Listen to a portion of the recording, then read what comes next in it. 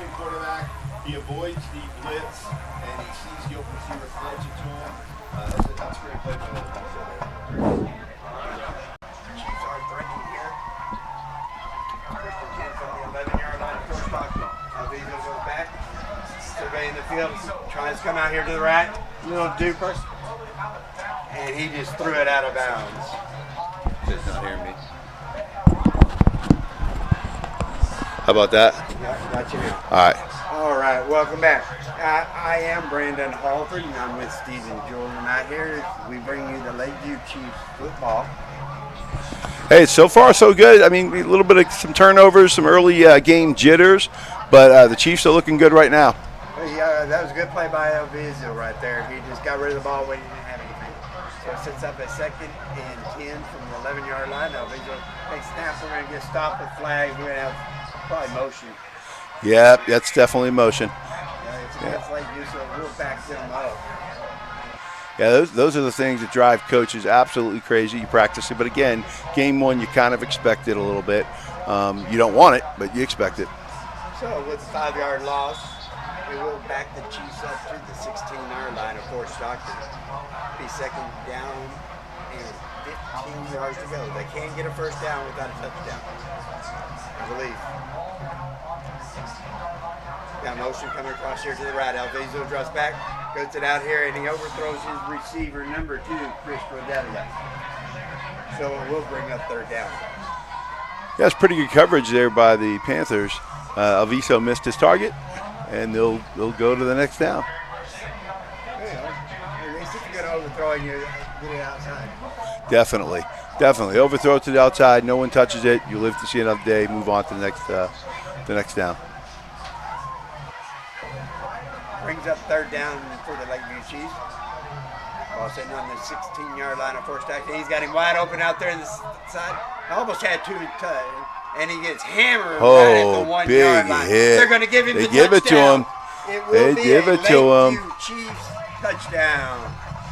That was number 4 on the reception, Kevin Whitfield. So he gets the first touchdown for Lakeview this year.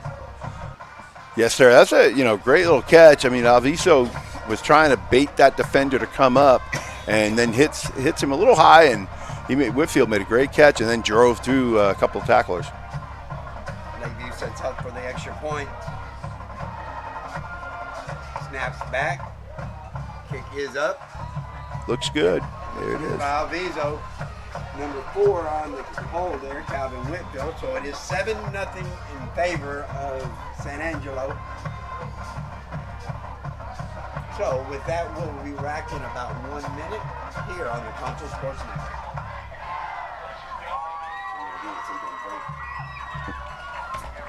Well, it's hard to be. Kind of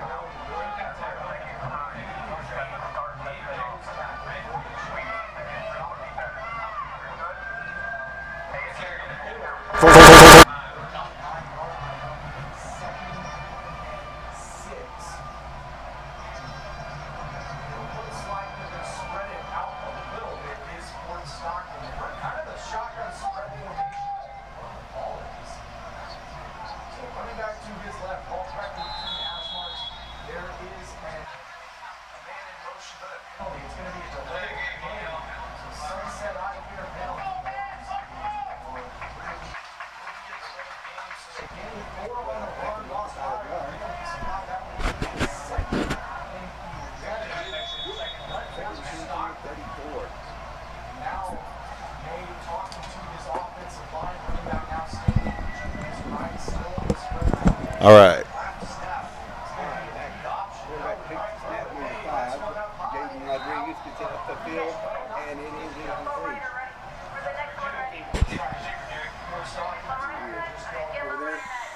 All right. Incomplete pass. Is there a flag on the play? Can't really tell. Looks like he's coming to tell us something, the official.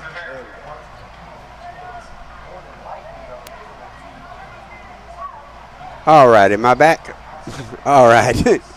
Like I said, we're having a little bit of difficulty here trying to get everything going.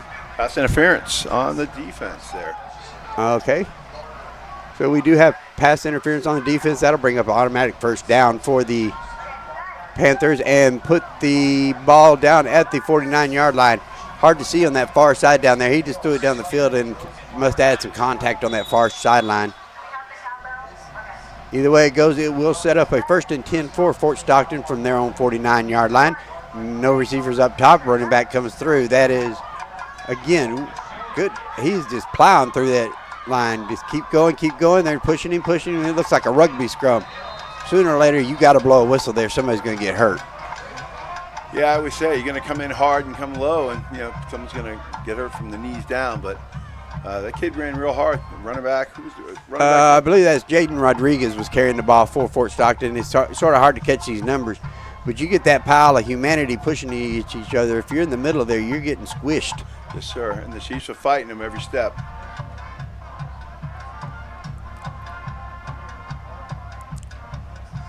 That is number 15, takes the ball around the right corner for Fort Stockton, and he's finally brought down there by number 51, Connor Williams of the Lakeview Chiefs. Good job there, young man. Yeah, they expect a lot of things from that young man. His motor just never stops. He's continuously moving, so great tackle by him. He's assisted by, I believe, I can't really tell, it might have been 55. But Williams, just, the effort he puts in every play. So it will set up a 2nd down for Fort Stockton, and they are deep going inside of Lakeview territory down at the Chiefs 32-yard line.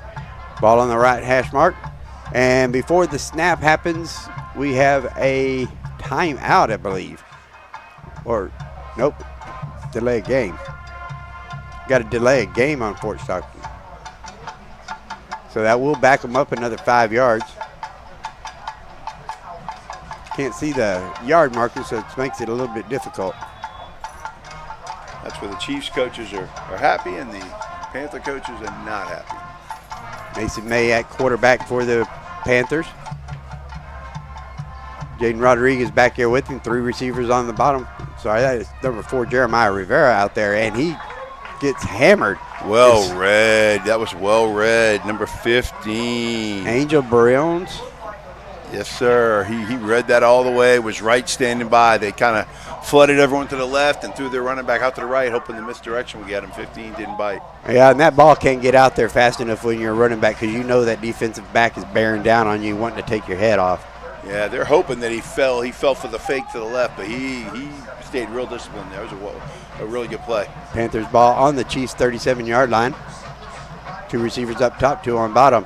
Ball handed off to number 4, Jeremiah Rivera. Rivera battles his way up the right-hand side there and gets down to about the 23-yard line of the Lakeview Chiefs.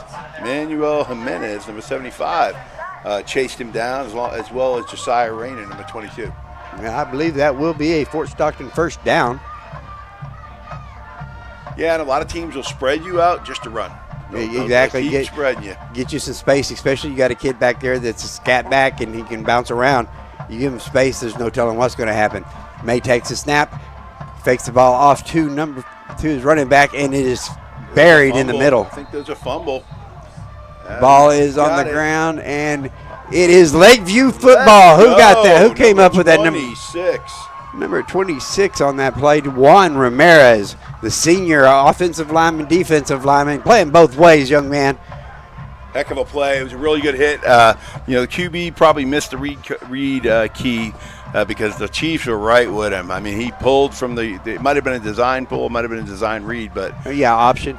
Yeah. Yes, sir. He's supposed to spread that tackle out, and he's supposed to read it. And obviously, he didn't read it right because our tackle sat there and great play by the defense. Well, these are high school kids. How many times do they choose the wrong option? Oh, it's fast, too. It's not easy, I can promise you that. 4 receiver set, two on each side. Ball handed off up the middle to their running back, number 20 for the Lakeview Chiefs. That is Noah Cook. Yeah, and the Panther defense was not fooled at all.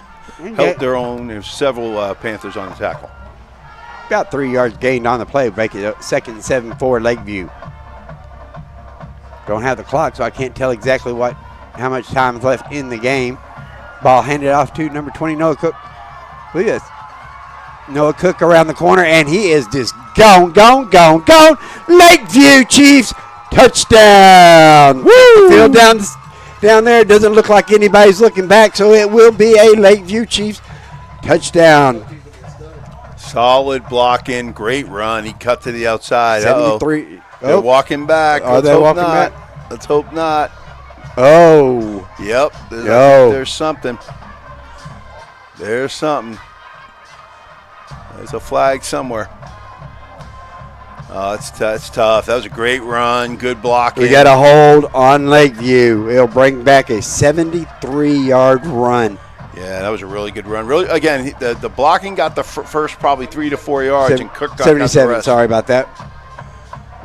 Cook made a great move to the outside and hit the Jets, and unfortunately it comes back, but that's part of football. Yep. Arthur Andrade, our stat man tonight, keeping us honest over here as well as he can. Mm-hmm. Well, Arthur's got all the high-tech equipment over there. Pencil and paper. And he's got the inside knowledge from teaching at Lakeview all those years. Yes, sir. So we'll bring up a 1st down and 25. Or 20, sorry about that. Ball thrown out here to number 4, Calvin Whitfield, overthrown on the right-hand side. Bring up 2nd down for Lakeview. Yeah, it was an attempt at a little bit of you call it a crossing pattern, a slant corner, and you're looking for once that outside corner goes in, you focus on the corner. You throw the corner out to the inside slot receiver. So it is 2nd. A long way. Let's just put it that way. A 2nd long way, because I see the marker down here. The 1st down marker is at the 32. Here we go. 2nd and way long, as they say back in the day. 2nd forever. And we do have a timeout on the field, and we'll take it with them. We'll be back here in 1 minute on the Concho Sports Network.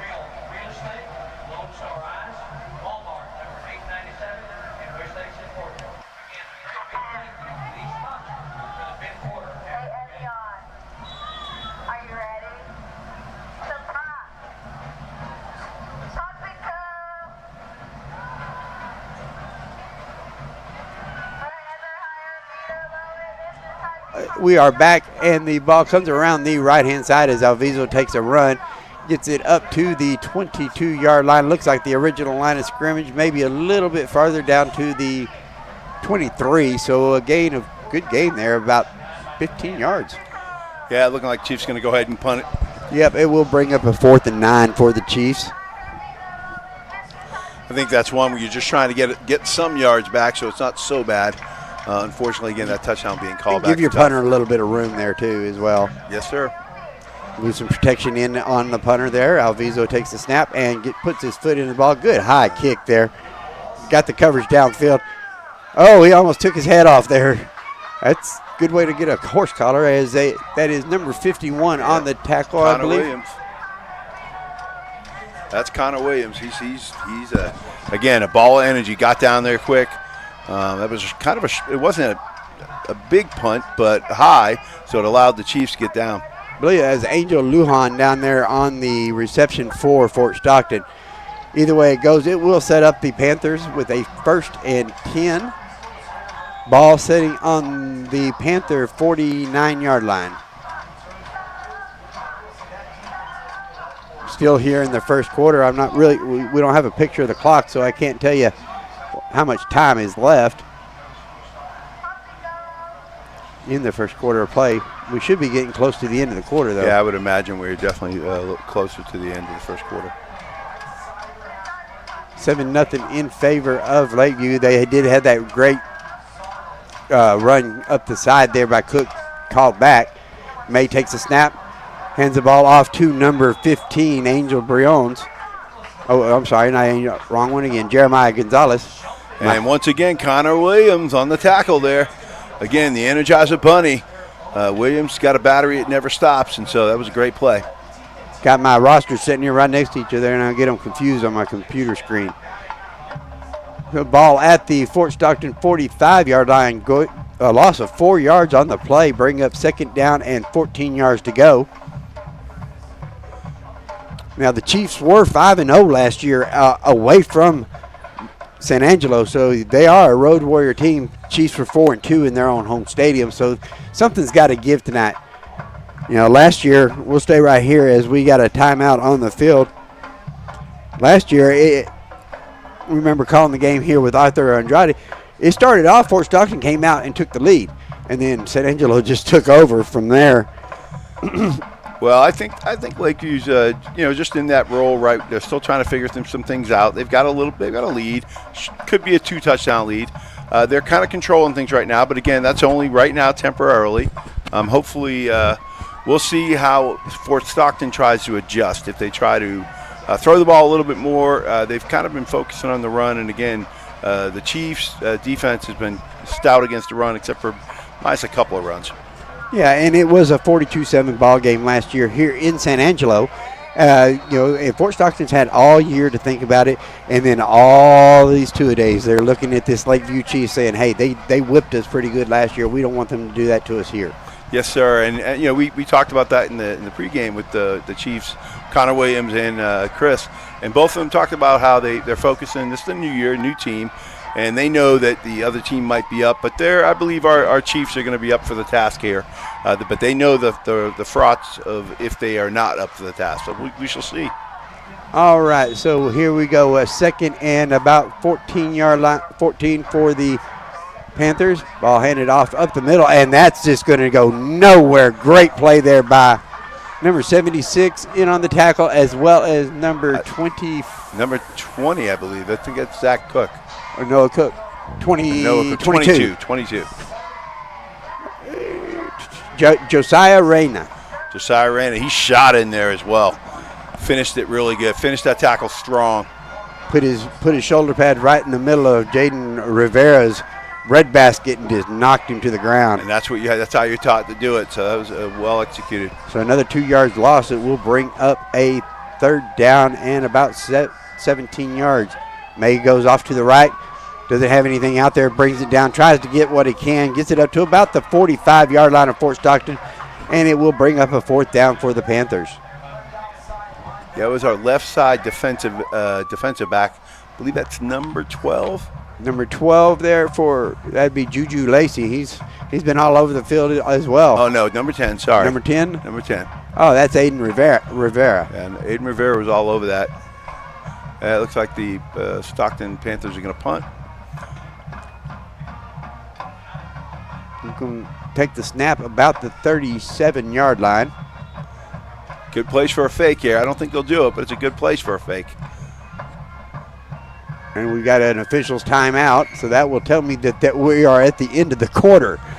Yeah, this would be a good place for a fake, but I'm sure they're ready for it. So here we are at the end of the first quarter. It is 7-0 in favor of Lakeview here on the Concho Sports Network.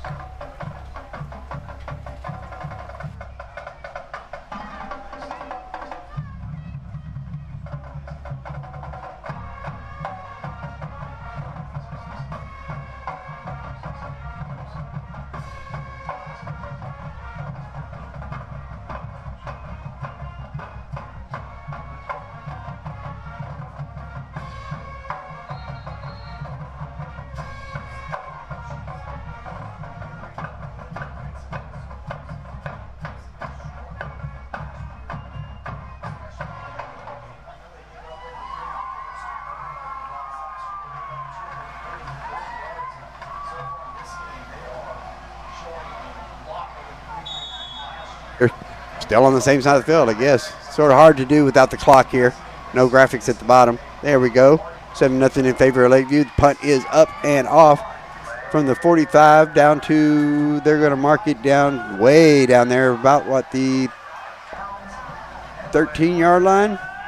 Roughly the 13-yard line. So you're talking, let's do the quick math here, which I don't teach, thank gosh. 42 yards? Roughly 40-something yards for sure. Got a good roll. They kicked it away from the returner. Smart. Play it safe, and hope you get a roll. And they got the roll. They got the roll that the Chiefs got in the first punt that they punted. So it will be first down for the Chiefs from their own 13-yard line. Yeah, I teach history, not math. Ask me what happened during the Texas Revolution. We good. Got to pull that calculator out. Alviso hands the ball off to Cook. Wide open up the gut. Takes a hit and just keeps on running. That's not Cook. That is. Not sure. I think it's one of the other backs.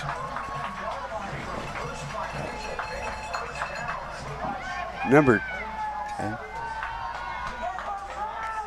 I believe that was number 2. Number 2 or number 10. It was number 10. Number 10 on the play. Angel Lujan. Get over the right place. Aiden Rivera. Sorry about that.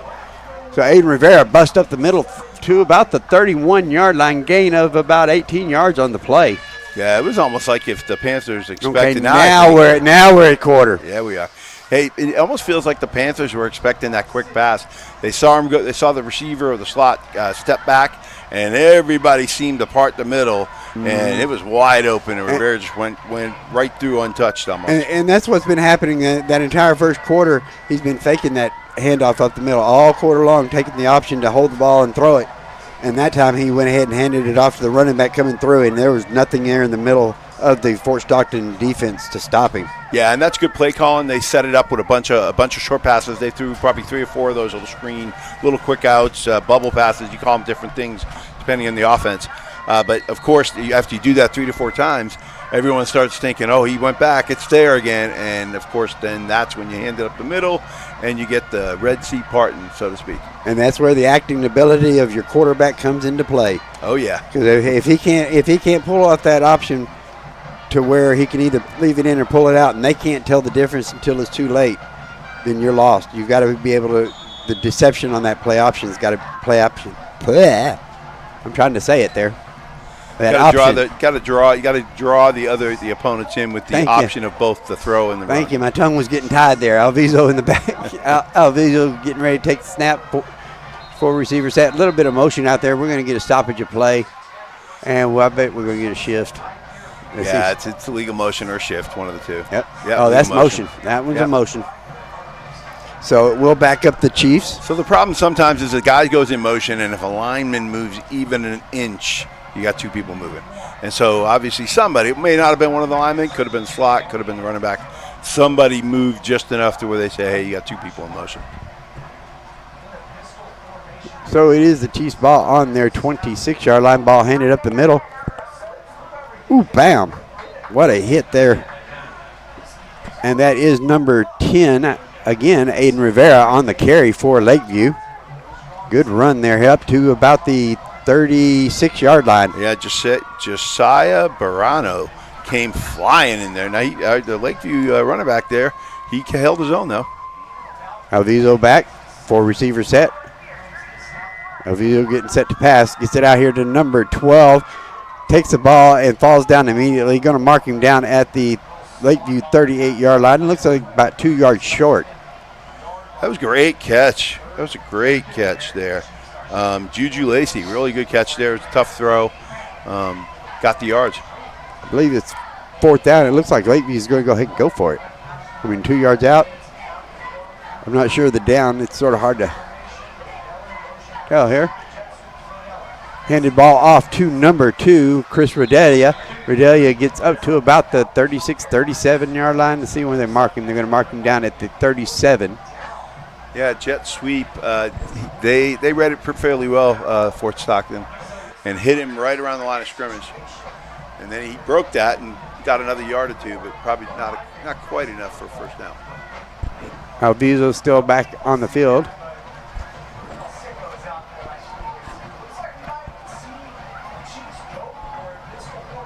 Not sure exactly what down it is. Alvizo takes the snap, hands the ball off the middle to Redelio, and he is just bottled up immediately there. And he will be brought down at the 36-yard line. It will be a turnover on downs. It will be Fort Stockton ball at their own 36, 37-yard line. Let's see. That was number 22, Cameron Sexton, on the tackle for the Panthers. Great play for them. Now they've got an opportunity. I mean, that's a gutsy decision by coach to try to go for it. Sometimes you do it early in the season, non-conference or non-district, so you lay it out there. Let's have a little fun. Let's be a little risk takers. Let's see if the Lakeview Chiefs defense can hold it up for them. Yeah, there's a gauntlet being thrown out here by the Lakeview coach saying, hey, I don't think you can score on our defense. There you go. You have confidence in your defense. You get a little bit more risky on the offensive side of the ball. So Fort Stockton 1st and 10 from their own 37-yard line. May keeps the ball and busts around to the left-hand side. Gets down to about the 30, 31-yard line. Looks like they're going to mark him about the 30 and a half. They're going to mark him right at the 31. There's Juan Ramirez on the tackle there. Plus another Chief, but Juan Ramirez was probably the main guy on the tackle. Need about 5 yards on the play. Yeah, QB keeper. Brings up up pretty hard. Brings up 2nd down for Fort Stockton. Receiver up top. May takes a snap. Fakes the handoff. He's coming around the right side. He fooled everybody. See you later. Number 9, Mason May, the sophomore, all the way in for the Fort Stockton. Challenge accepted. Challenge defeated there. Yeah, it happens sometimes. I mean, again, when there's nothing wrong with taking risk early in the season. You get to see what you're made of, and sometimes you do. Sometimes it goes well, sometimes it doesn't. That's a great pull by the QB. He fooled everybody. I mean, our camera almost got fooled there, and he just outran everybody. Yeah, once he got out around that right-hand corner there's just nobody there, and nobody came up to him. Good job of blocking by the receivers. All right, we've got number 7 at back to kick for. That is Jackson Garcia. Number 15 is doing the holding for him, Jeremiah Gonzalez. Snaps back, kick is up, and it is no good. Wide right. Might have been tipped, but I think it's just unfortunately not a great kick. We're in Buffalo, wide right, yeah. Both. We'd say wide left on that one, but yes. Well, you did it both ways. No, that was right. It was New York. I remember that one, guys. No, I mean this one here was wide left. Well, if you're looking at the field, that's right. Okay. If I'm looking from the goalpost, maybe. It's all about perception. That's what I tell my kids at school too. It's all about how everything's perceived. It's reality. Yes, sir. So we got a 7-6 ball game here early in the second quarter, as the San Angelo Lakeview Chiefs are up on the Fort Stockton Panthers, old-time rivals. Back when Big Spring dropped down to District 4 and to 4A in 1986, Fort Stockton, San Angelo Lakeview was in our district, as was Pecos and Monahans. Yep. I love our confidence of our coach to go for that on 4th down. I think that's just a great thing, to have confidence in your defense and your offense, to take that risk, especially early season.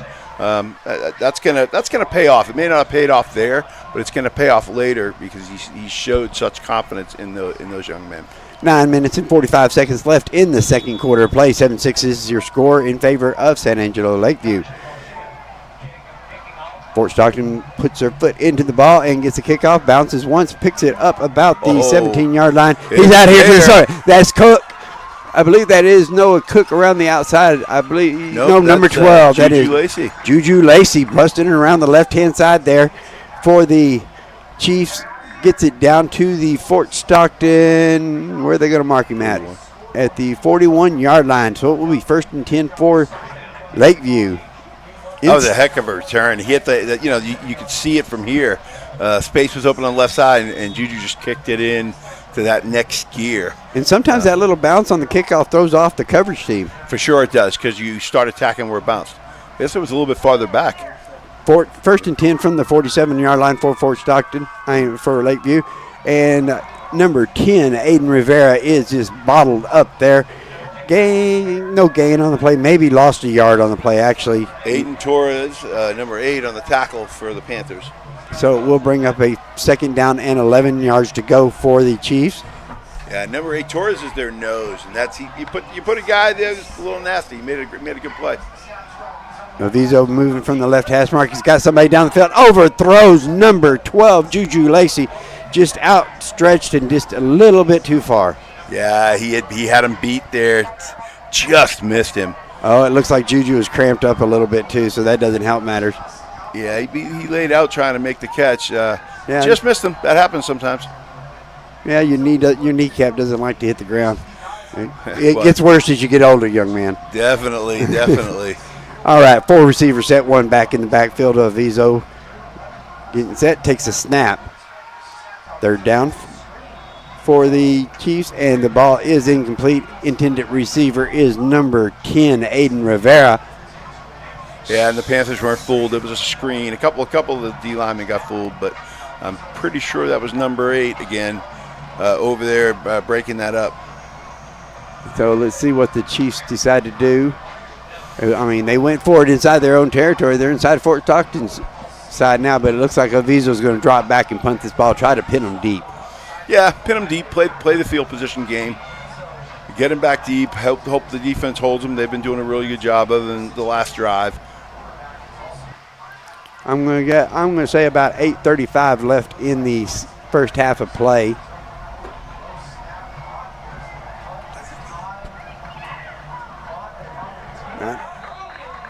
Ball is kicked and downed at the...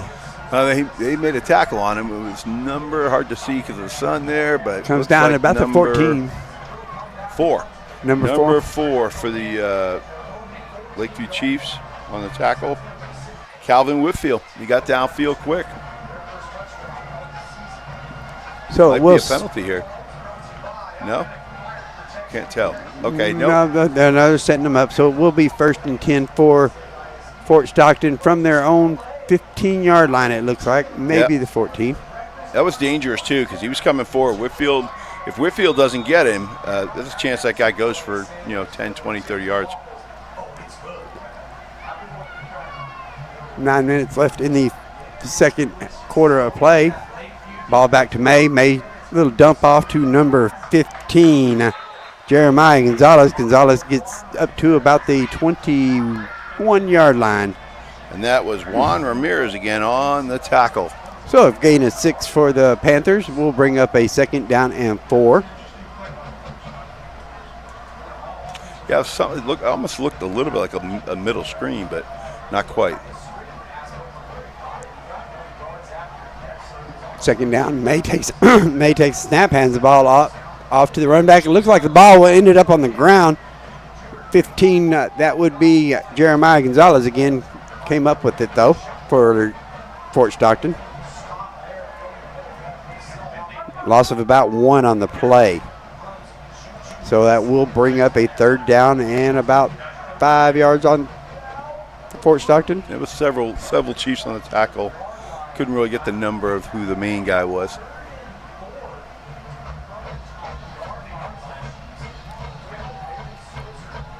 One receiver up top for Fort Stockton, 3 down here on the bottom. Running back trying to make up his mind. May finally gets him where he wants it. Hands the ball off to nice play. Gonzalez, and is stuffed immediately. That was number 22 for the Chiefs. Josiah Reyna on the tackle. Juan Ramirez in there as well. Number 26 for Lakeview as well.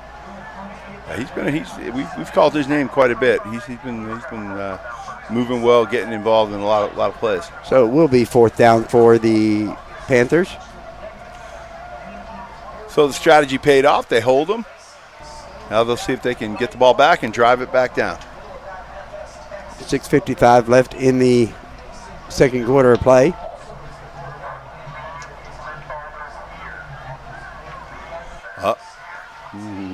That was almost blocked there. Kick is just let it go. And where are they going to mark them down at?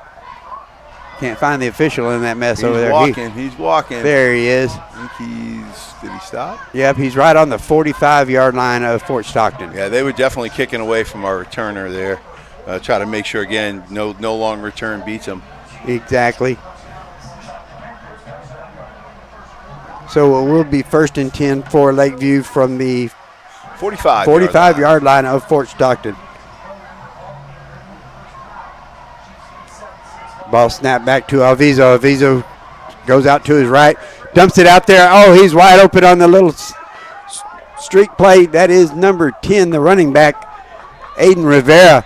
And he still hasn't went down. Finally, whistle is blown. They're going to mark him down about the 22-yard line, 23. Yeah, that's an improvised play. That's, a scramble drill kind of thing. They had him out into the flats, and then once Chris went out there and they saw him scrambling, number 10 just shot down the field and said, okay, if you're going to stay next to me, I'll go down. And that's really well improvised by both players. 22-yard gain on that pass by from Alviso to Rivera. 1st and 10 for Lakeview. Alviso back. Aiden Rivera in the backfield. Takes Rivera with the ball, comes around to the left side. He's got a block out here. He's going to go. Lakeview touchdown. Juju Lacey, number 12 on that block, though. That last block, which helped open it up. Great run. That's a great run by Rivera. 23-yard touchdown run by Aiden Rivera. Makes the score 13-6 in favor of San Angelo. Lakeview with the kick to come. Panthers, they had Rivera a little bit in the back, in close to the line of scrimmage, but Rivera fought through it and then made a couple of nice little cuts. That is Omar Chavez back here doing the kicking for Lakeview. Got a late runner on the field. By this time of the year, you ought to know if you're on special teams, young man. Snap is back and up and good. 14-6 is the score with 5:44 left in the second quarter of play. That's why you always tell your receivers your block is key. They can turn a 10-yard or 15 or 20-yard run into a touchdown. And again, not that Rivera wouldn't have got there on his own. He was running real hard and he had a great cut, but good block by the receiver there, Juju Lacey. So it will be 14-6 in favor of San Angelo. Lakeview here on the Concho Sports Network. As the coaches out there doing the counting. All right, we got enough. How many helmets we got here? We got 11. All right, guys, you did good. You can count. We'll give the math teacher a A+ today. Well, and it's always the excitement of the game. And you're on special teams, and next thing you know, you hear a kickoff, and if you're not prepped, that's why special teams are real critical to the football game. People sometimes get overlooked. I know a lot of head coaches will coach special teams. They'll have their hands in special teams like they do everything, but more so in special teams because of that, especially at the high school level, at this 4A, 3A level. It's not uncommon. I know in San Jose Central, Coach Mark Smith works a lot with the special teams because he knows the impact. And so Coach Guevara, I'm sure, does the same thing and has a coach that's running it for him. So great job. So 14-6 in favor of the Chiefs as they get set to kick the ball off here.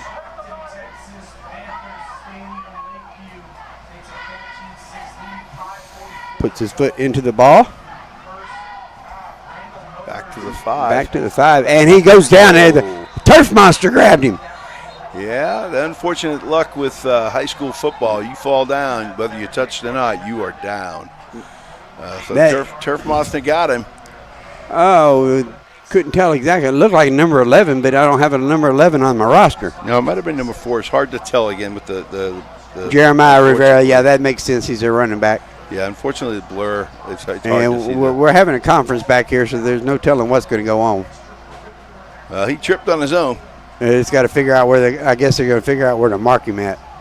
It should be right where he hit the ball, right where he hit the ground. Right. His knee and all that stuff, but see what they're going to do. Men in Stripes, they do a great job for us. We sure appreciate them. Oh, well, and there was a penalty on the play. It was declined by Lakeview as motion. Okay. Motion on the kickoff, meaning your guys took off too early. I don't know how you get motion on like. Well, it was on them. It might have been some type of. I'm not sure he what gave it the was. signal for. Yeah, that's strange. I don't know. He was maybe. I would think know. offsides maybe. If he was across the line of scrimmage. It could be. You know what I mean? I don't know. No telling. Anyway, either way it goes, it will be 1st and 10 for Fort Stockton from their own 15-yard line. May takes the snap, hands the ball off to Rivera. Rivera is bottled up immediately. In fact, he's going to lose a couple of yards on the play. And that was number 25, Juan Ramirez, on the tackle for the Chiefs. Well read, well finished, good tackle. That's the stuff as a defense coordinator you love to see. Brings up a 2nd down for Fort Stockton from deep inside their territory, down on their 14-yard line, so it'll be 2nd and 11. Need to reach up to the 32-yard line. Yeah, 2nd down, a little bit 10 over 11, but maybe this will play 11. for some play action. I expect a pass here probably. Yeah. Yep, May sits out, and nobody out there, quick pump. Oh, he still got somebody, goes deep. They lost coverage. He had number 2 out there wide open, Derek Garcia. Yeah, it looked like he was really close to the line of scrimmage. I think he was. If there's I don't know if there's a flag or no.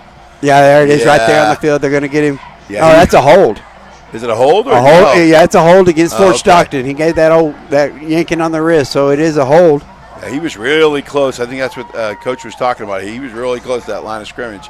He was pointing like, hey, he almost went. That's when the Lakeview defense came up because he went. It looked to me like he went past the line of scrimmage. It left the guy open, and fortunately for us, there was a hold, and he didn't hit him anyways. So that will move Fort Stockton back to inside their own 10, down to the 7. Well, not to play predictor, but I feel like there's going to be a run here. Yeah, he's going to try to get the ball away from the out of the shadows. Yep, out of the shadows. Near the end zone, anyways. Yeah, get a little bit more breathing room here. About 4 minutes left in the half. 14-6 in favor of Lakeview. May takes the snap, goes deep down the sideline, and that is incomplete. Intended receiver number 6, Aiden Hernandez. And number 21 came up and laid the wood, as they say in football. Garavay. This is Adrian Garavay. Great hit. Unfortunately, had he had his head up, he probably would have ball was right where he was. Exactly. But great hit. He was going for the player, not necessarily the ball. Make sure if he did catch it, he'd take him out. Exactly. And this deep in there, you don't try to jump it and risk it. Yep. Especially when you're sitting on 3rd down, it brings up 4th down. We're 3rd now, I think. Yeah, I forgot the penalty. 3rd and long. 3rd and long. See what they got. They're going to look deep, across Going the middle. Deep, got him. Oh, he just dropped it. That is number 6 was intended for Aiden Hernandez. He just dropped it. Yep. He might have, it happens. You tell your receivers you got to be able to block, you got to be able to catch. And sometimes you don't do either, and that's just part of the game. It's early too, but we'll take it. The Chiefs will definitely take it. Well, and you expect a little bit of sloppiness first real game of the year. These boys have had a couple of scrimmages, but there's nothing like the live action. Oh, yeah, for sure. And the anticipation, the excitement, the hype. Doesn't matter if there's 2 people or 10,000 people in the stands. The high school boys are hyped up. So number 7, Jackson Garcia back in his own end zone for the Panthers. That's blocked! It's blocked! Blocked, and at the back of the end zone, that will be a safety. And guess who it was? It was our guy, Connor Williams, the Energizer Bunny. Heck of a play. So 2 points there for the Chiefs, and they will get the ball. About 4:10 left in the quarter. And this is what we talked about. Connor Williams has one of those motors that doesn't stop. He broke through, laid out for it, blocks the football. Could have been a touchdown. Unfortunately for us, goes through. We'll take the 2 points and take the ball back. Heck of a play. And this is the effort that what makes Connor Williams a really, really good high school football player is the effort. Exactly. And you are right. We had our stat guy chime in. I've only had the pleasure of meeting him once, but I've met several people that know him, and they all talk very highly of him. He's a very high-character young man. But on the football field, he is the Energizer Bunny. He just keeps going. Heck of a block. And I'll leave it to Arthur. Arthur knows these kids really well. He spent a lot of time out at Lakeview, so. Yeah, so the juniors and seniors this year were sophomore and freshmen. The last year he was out there. So he knows these boys from when they very first got to Lakeview. So it is 16-6 in favor of the Chiefs. Free kick is up and away. And it looks like it went out of bounds. Yeah, I think so. Hard to tell with the sun there. Yeah, the sun and the blare and our focus is because of the internet connection. I mean, they're out there. They are in Fort Stockton, and if you've been out there with cell service, you understand. Yeah, and our camera guys do a great job, and so they're locked in. Just unfortunately, the cell service isn't quite as good as we need it to be. Exactly. I've ran into that before broadcasting games already, especially in winters. Winters, we couldn't get reception from anybody. Yeah. Well, we got good enough. We're here. Chiefs got the ball. Exactly. First down for the Chiefs from their own 37-yard line, 1st and 10. About 4:15 left in the second quarter. Alviso's back there. He's just going to be dumped. No chance at all. Yeah, they had their receiver back behind the QB. Number 8, Nate Ramirez, in on the tackle for Fort Stockton. Yep, good play by Ramirez. But the Chiefs, that play might have been a design throw, a throw to the receiver and then a throw by the receiver, not necessarily a run. Yeah, he was behind the quarterback. In the way that they got in there so fast, it could have been a screenplay. Just let them linemen go and then throw it over top of him. Just didn't have a chance. Alviso takes the snap after the loss. Out here to number 4, Calvin Whitfield on the play, gets up to about the 41-yard line. So he'll gain all that yardage back and then some. Can't really see the number of the Panther. That's a great throw by Alviso in the slot there. That's a tough throw to make. Hit him perfect, though. Clock is running. 3:24 left in the first half. Alviso goes back, dumps it off to number 12. That's Juju Lacey, and he is up the sideline down to the 28. They're going to mark him down. It looks like he's went out of bounds about the 24-yard line. That's where they're marking him down at. And there again, Andrew Young, number 3, with the block. You see how he's blocking in front of Juju Lacey. Got him a couple more yards. 35 yards. Throw. Yeah, that's a good throw. That's a good catch. Good run. Those are things that they'll be looking at. We got a penalty. We've got a penalty. We got a holding on Lakeview, so that great play will just come back. Yeah, I know as a coach, I absolutely get infuriated when I see that. But and not necessarily always at my players. Well, and it was after the play because look where they're marking him. So it was a personal foul after the play. But we're good. We got some yards. We just lost a little bit of what we lost 15 yards, so we are going to be setting it for a 1st and 10 from the Fort Stockton 37-yard line. 3:08 left in the second quarter of play. Alviso gets set, takes a snap. Rivera out there on the side. He had him. He had him up the slot. Oh, my Lord. Rivera, he broke into that seam, and he was there. I like to call that the old stop and go. And he stopped. Oh, man. He pumped. The defensive back bit.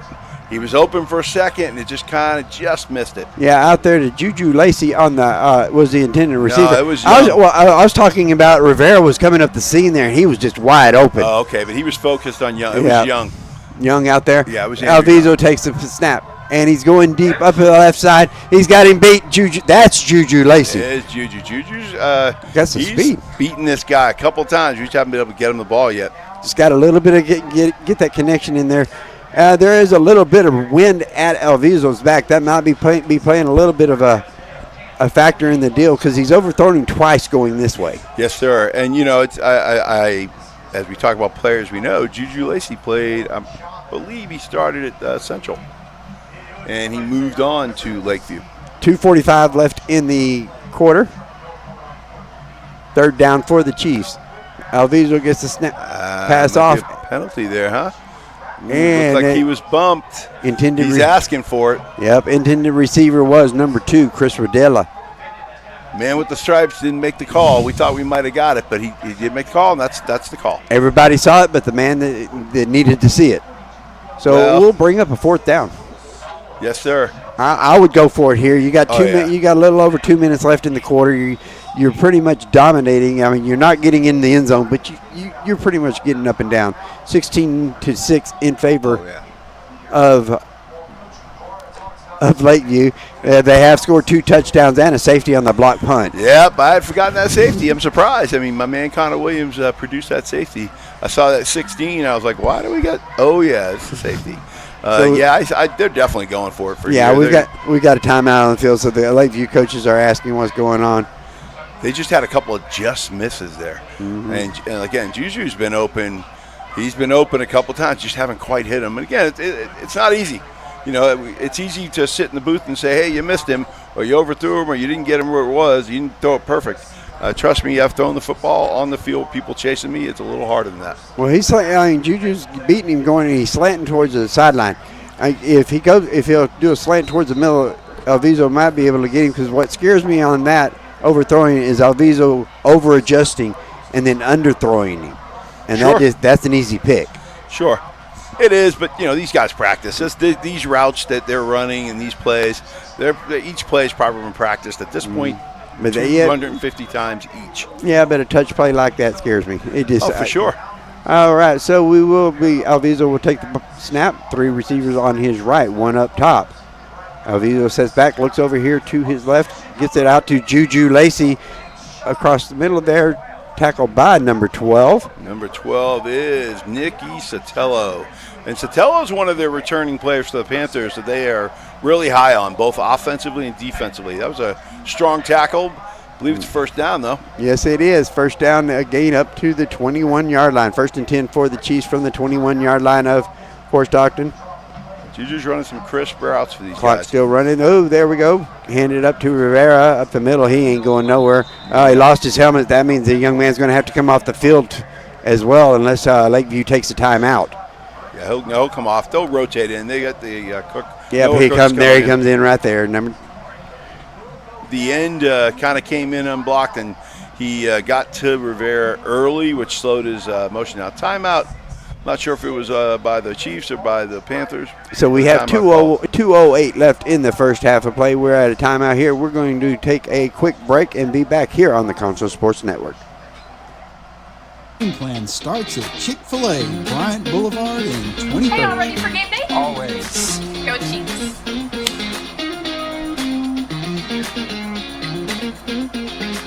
Official chicken sandwich of the Lakeview Chiefs on Concho Sports. My pleasure, and you have a good day. Most banks have branches.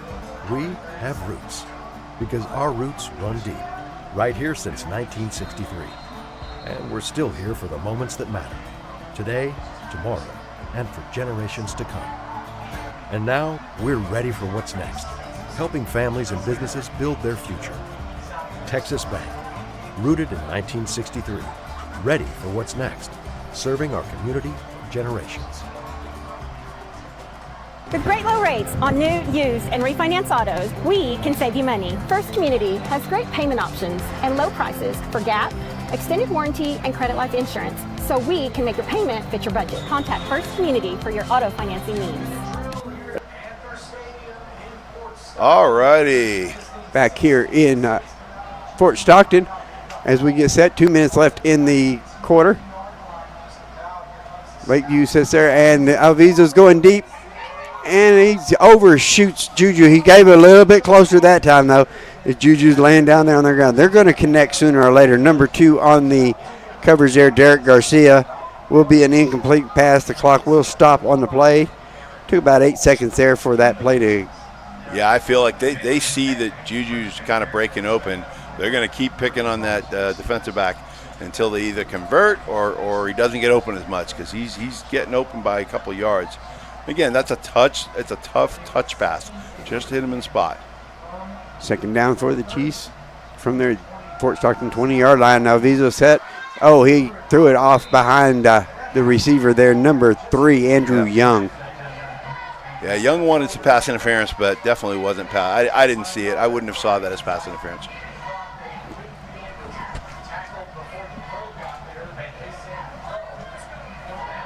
About a minute 45 left in the quarter, roughly, 1:51 actually to be precise. Yeah, the Chiefs want to get this touchdown. Third down for the Chiefs from their 20-yard line. 2 passes out. Timeout. We're going to get a timeout there by Pretty sure the Chiefs called it this time. the Chiefs. So we got 1 minute. We'll take a minute break here on the Concho Sports Network. Landscape, we care about the quality of trees that you put in your landscape. Therefore, we grow our trees here locally in the Concho Valley. As a certified arborist, I not only care about the quality of your tree being planted, but I am also qualified as a tree risk assessor. I can evaluate the health of an older tree or the risk that it may have to you and your property. Come see us at Schertz Landscape, where we care about the quality of your trees. Pain is never planned, and recovery time is never convenient. But the last thing you want to do is wait for answers. At Angelo MRI, you are more than a number. We can get you results within 24 hours at a price you can afford. So when you need to get back into the game fast, tell your doctor you want to go to Angelo MRI. We hope you don't need us this season. But in case you do, remember, it's your health, your choice, your MRI.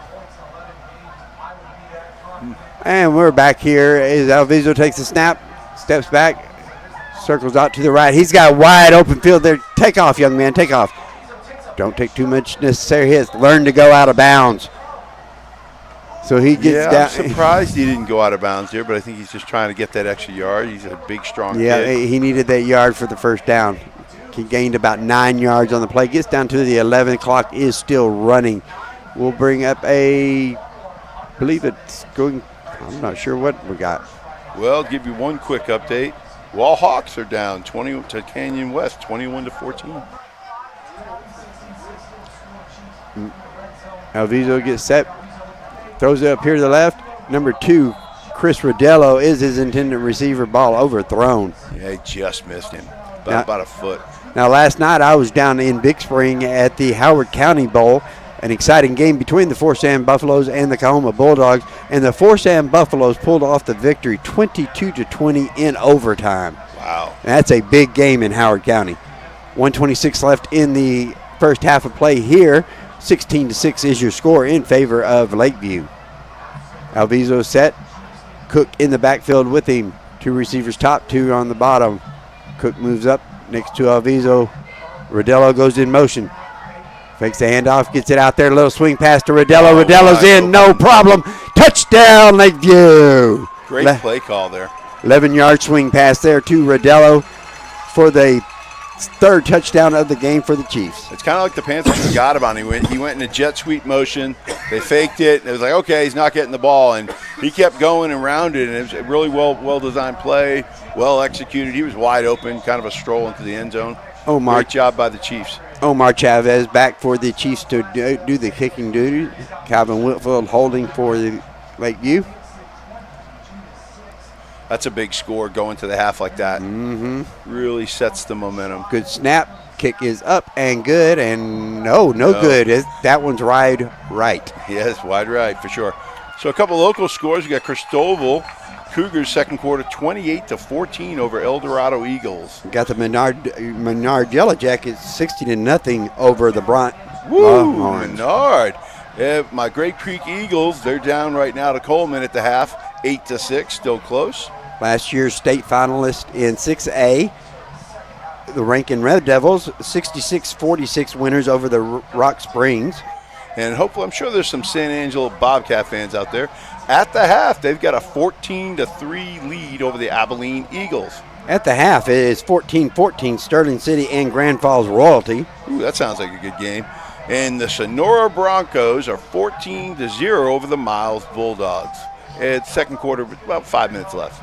Out there in Clyde, it is the Cisco Lobos 17, Clyde Bulldogs 14 at the half. Oh, that's a good game. Cisco's always tough. And Clyde, of course, is always a very good football team, so that's going to be a tough one there. Let's see, did you get Tuscola? Jim Ned? I did not have Jim All Ned. right. The Midland Greenwood Rangers are up 18-6 over the Jim Ned Indians with 4:32 left in the first half of play. The Rangers are kind of the talk. Everyone I talk to tells me about that team. And they stepping up. I've heard a lot of good things. They're in 4A now. I mean, they're in 4A Division 1. Everybody says, well, coach, everybody says they're on the up, and they're just, they're playing Jim Ned's a very, very well-coached, good team year in and year out. So we'll see how it ends. 1:20 left here in the first half of play. 22-6 is your score. Garcia puts his foot into, Chavez puts his foot into the ball, gets it down to about the 15-yard line. Oh, number 10 breaking around the outside. Angel Lujan. Lujan gets up to the San Angelo 48-yard line. And that was number 17, the kicker, on the tackle, I believe, right? Yes, sir. 42 yards on the play. That would be Chavez on the tackle. Yeah, you don't depend on your kicker too much to make that play. You don't want him to make that play. If your kicker's making the play, your special team's messed up somewhere. Yes, sir. But, you're happy when he can make a play, for sure. And that was, I don't know if it was touchdown saving because there was some other Chiefs, but big play. Oh, and I can't think of his name now to save my life, the kicker for the Indianapolis Colts. Oh. I'm old, so I was thinking Pat McAfee. Pat McAfee. I wouldn't mind him making a tackle. Oh. As the ball is kept by the quarterback there, number 9 May goes around the right side, gets it down to about the 36-yard line, gain of 11 yards, first down for Fort Stockton. Clock has stopped, roughly a minute left in the first half of play. That was 103. Number 4, Calvin Whitfield on the tackle for the Chiefs. Will be first down for the Panthers from the Chiefs' 36-yard line. They do not need to let them score. They got a minute here. This is big. We definitely don't want them to score. 4 receiver set, 2 on each side. Gets it out here to the far side. Number 10 again on the play, Angel Lujan. And they finally run him out of bounds at about the 17-yard line. Lujan's got a little beef behind him. A couple of Chiefs bounced off him there. Yeah, he's a big kid. Looks like a big kid. I don't know how big he is, but he sure looks like a big Probably kid. about 6. He looks about 6'1", 6'2", at least. At least 6'1", 6'2". 57 seconds left in the quarter. Clock is stopped. Panthers are moving. We'll start on play. Chiefs need to kind of hold it here. May hands the ball off the middle to number 15, Jeremiah Gonzalez. Gonzalez breaking around the right side. Got to get through, and they're going to mark him down at the 1 yard. They're going to put him at the 2. He was knocked out of bounds by number 21 and number 26. 26 is, Juan Ramirez. 21, Zadrian Garavay. Knocked him out of bounds. First and goal from the 2-yard line. 48 seconds left in the quarter. Man, both offenses are kind of got to bow up here, man. The defense got to step up here. Our outside linebacker, 26, had him, but just got outran. This is where your defensive line earns its money right here. First and goal. May takes a snap, hands the ball off to number 15. Stopped him. Gonzalez, and he is stopped short. Connor Williams. He's assisted by number 78. There's Connor Williams on the tackle, as well as number 78, Silverio San Juan. Juan Ramirez in there as well, number 26, coming in from his linebacker position. Second goal. Ball snap. Oh, good play out there. Is he going to beat him out to the outside? Good job! Noah Cook, he read that really, really well. Great job. Got a little help at the end there by number 55, Josh Lemos, but Noah Cook was the reason why that play didn't succeed. He shot upfield and got the initial stop. He slowed his momentum, and he needed a little help, but that's what you need. You got help from your friends. So we do have a timeout here called by Fort Stockton with 18 seconds left in the second quarter of play. We had a little struggle early on offense. They couldn't move the ball. They had a couple overthrows, all this, penalties, and the last 2 drives has just been back and forth. So it's going to be an exciting game, I think. And this play coming up right here so far will be the play of the game. This is, I believe we got a flag back here in the field. It sure looks like one. And the officials are up here talking. Maybe it's a face. half the distance, but It ain't gonna be they're going to much. give them first and goal, though. That's the only thing, and they do have time to run 2 plays that way. Yeah, I think you're right. If Otherwise, it is it's fourth down. And I saw our defensive back on our left side and the receiver get into some ruckus. Couldn't really tell what was happening, but neither of them seemed happy. And he's talking to the Lakeview coaches, so it's not a good thing. It's not going to be good news for Lakeview. Yeah, I think you're right. But again, it'll be a half a yard, but again, it puts it a little closer. It automatic first down. Yep. That's what What hurt. do we got for time left here? But we're close. About 18 on time, seconds. Right? 18 seconds. So if they run, I don't know if they have time. We're not sure of the timeouts yet for both teams. I believe the Fort Stockton has 1 left, I believe. Yeah, and Chiefs, I think, are out. Well, the Chiefs really right now the clock running is their best friend. Yes, Big it momentum is. switch here. If the Chiefs can keep them out of the end zone, it's huge. It's a huge momentum swing. Yep. If Fort Stockton can get in there, it's a huge momentum swing for them. Gives them hope for sure. Exactly. So here we go. We got motion over to the left. Sitting heavy on that side. Gonzalez up the middle, and he is in for the touchdown. Yeah, he had a half a yard to go. They were there. Chiefs were there, but they just couldn't stop him. It's tough to stop him at a half yard. He had a run and start and just kind of they tackled him, but they kind of fell into the end zone. So with about 14 seconds left in the first half of play, 22-12 is your score with the point after to come. Yeah, and hope is a. If you need hope, it's great. When the other team gains hope, it allows them to have the belief that they can come back. Going for 2 here. May in the backfield with Gonzalez. Gonzalez off to his left. We got motion out here. Number 12, Nicky Sotelo goes into motion and hand it off to him, and he slips down and falls. Ball is on the ground. Gonzalez picks it up. They're trying to tackle him down. They do get him down. They're looking, they're waving it out. Good. I kind of thought he was down before he fumbled, but they didn't call him down.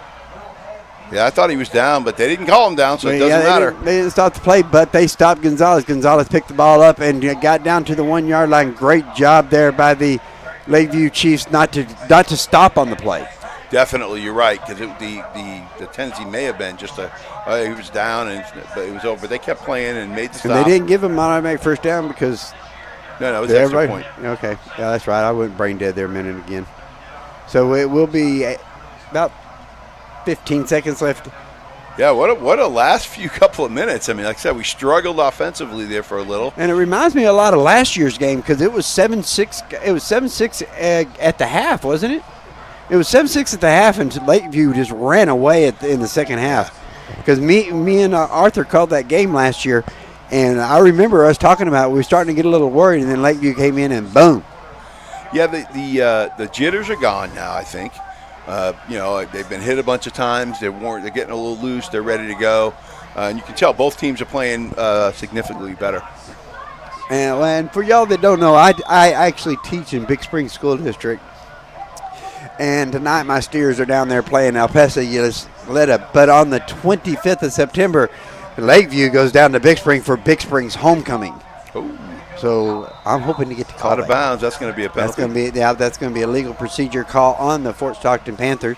Will they take it at the 35 or will they make them re-kick it? Probably take it at the 35. I take it up at the 35 and try to get Juju up to, and instead of splitting, having him slant out to the outside, have him run that post. Well, they're gonna play back. I mean, I'm not sure what they're doing. I think they're making them re-kick it. Yep. That's a smart thing. Make them re-kick it. Make him re-kick it. See if you can break a long kick. Yeah, because you got Chris Rodella back there. They got some speed. Lakeview has some speed back there. I mean, Juju, I don't know if Juju is back there. I know Chris is over. Rodella is back there. Yeah, Chris is over on the right. Yeah, they've got some good speed in this team. So and he's elusive. I believe that's definitely a smart move to make them re-kick it for sure. Because they're going to sit back. If you take it from 35, Stockton's going to sit back in probably what's called a cover 4 with 4 defensive backs sitting back and just going to let you catch everything in front of you and hope that time that it all takes causes the game, the quarter, they have to end. And as far as the Big Spring score, El Paso Ysleta Indians 14-7 over the Big Spring Steers at the half. You got Crosbyton losing to Hamlin 59-0. Ooh. Jackson Garcia is the kicker, number 7 for Stockton. Ball kick deep, picked up at the 19-yard line. That looks like it may be Juju. I'm not sure. When he gets up, we'll find out. Maybe. That's Rodella. Yeah, Rodella on the carry. He gets it up to the 35-yard line, 16-yard return there. Jaden Rodriguez, number 5 on the stop, as well as Regilio Marquez, number 55 for the Panthers. Got time for one play here. 8 seconds left in the quarter. Let's see if they just drop on their knee and go into half, or if they try to go deep. I go deep to Juju. Or they could just You got Juju and Rodella out here on the same side. You're going to throw it underneath to Rodella, get a block out there, and he's just going to go out of bounds. I think they still got time. They're going to have time. Yep. That's going to be a first down. Yeah, got a little closer. He got up to the 46-yard line, so a gain of about 15 yards on that play. Really, really smart play. I'm sure this is something that the Chiefs practice. 3 seconds left. Took 5 practice seconds. your 2-minute offense or your under 30 seconds offense as well, so that if you're in this situation, you know what to do. You could tell it was really well designed, and he literally ran right to the sideline. You know, that last play would be good and hitch it to fake it to Rodella and then go deep to Juju, but he's going to drop back. They're all sitting back there. Oh, and there Alviso, just go up and drop down on your butt, young man. There you go. Good play. Live to play another day. We cannot have our quarterback injured. That should end the first half of play with the score 22-12 in favor of your San Angelo Lakeview Chiefs. We'll be back here in 3 minutes on the Concho Sports Network. Your construction project? Damon Bell Photography and Drone Services. Need to check your roof for hail damage but don't want to climb up that rickety ladder? Perhaps you're selling property. We also cover sports and weddings. Damon Bell Photography and Drone Services. First Community Federal Credit Union's Platinum Visa is a giant of a credit card. With great low rates, no annual fee, no balance transfer fee, and even a rewards option, First Community's Platinum Visa is the card for you. With security as a high priority, you can lock your card in case it's lost, stolen, or just to limit its use. So be smart, bank smart with First Community Federal Credit Union's Platinum Visa.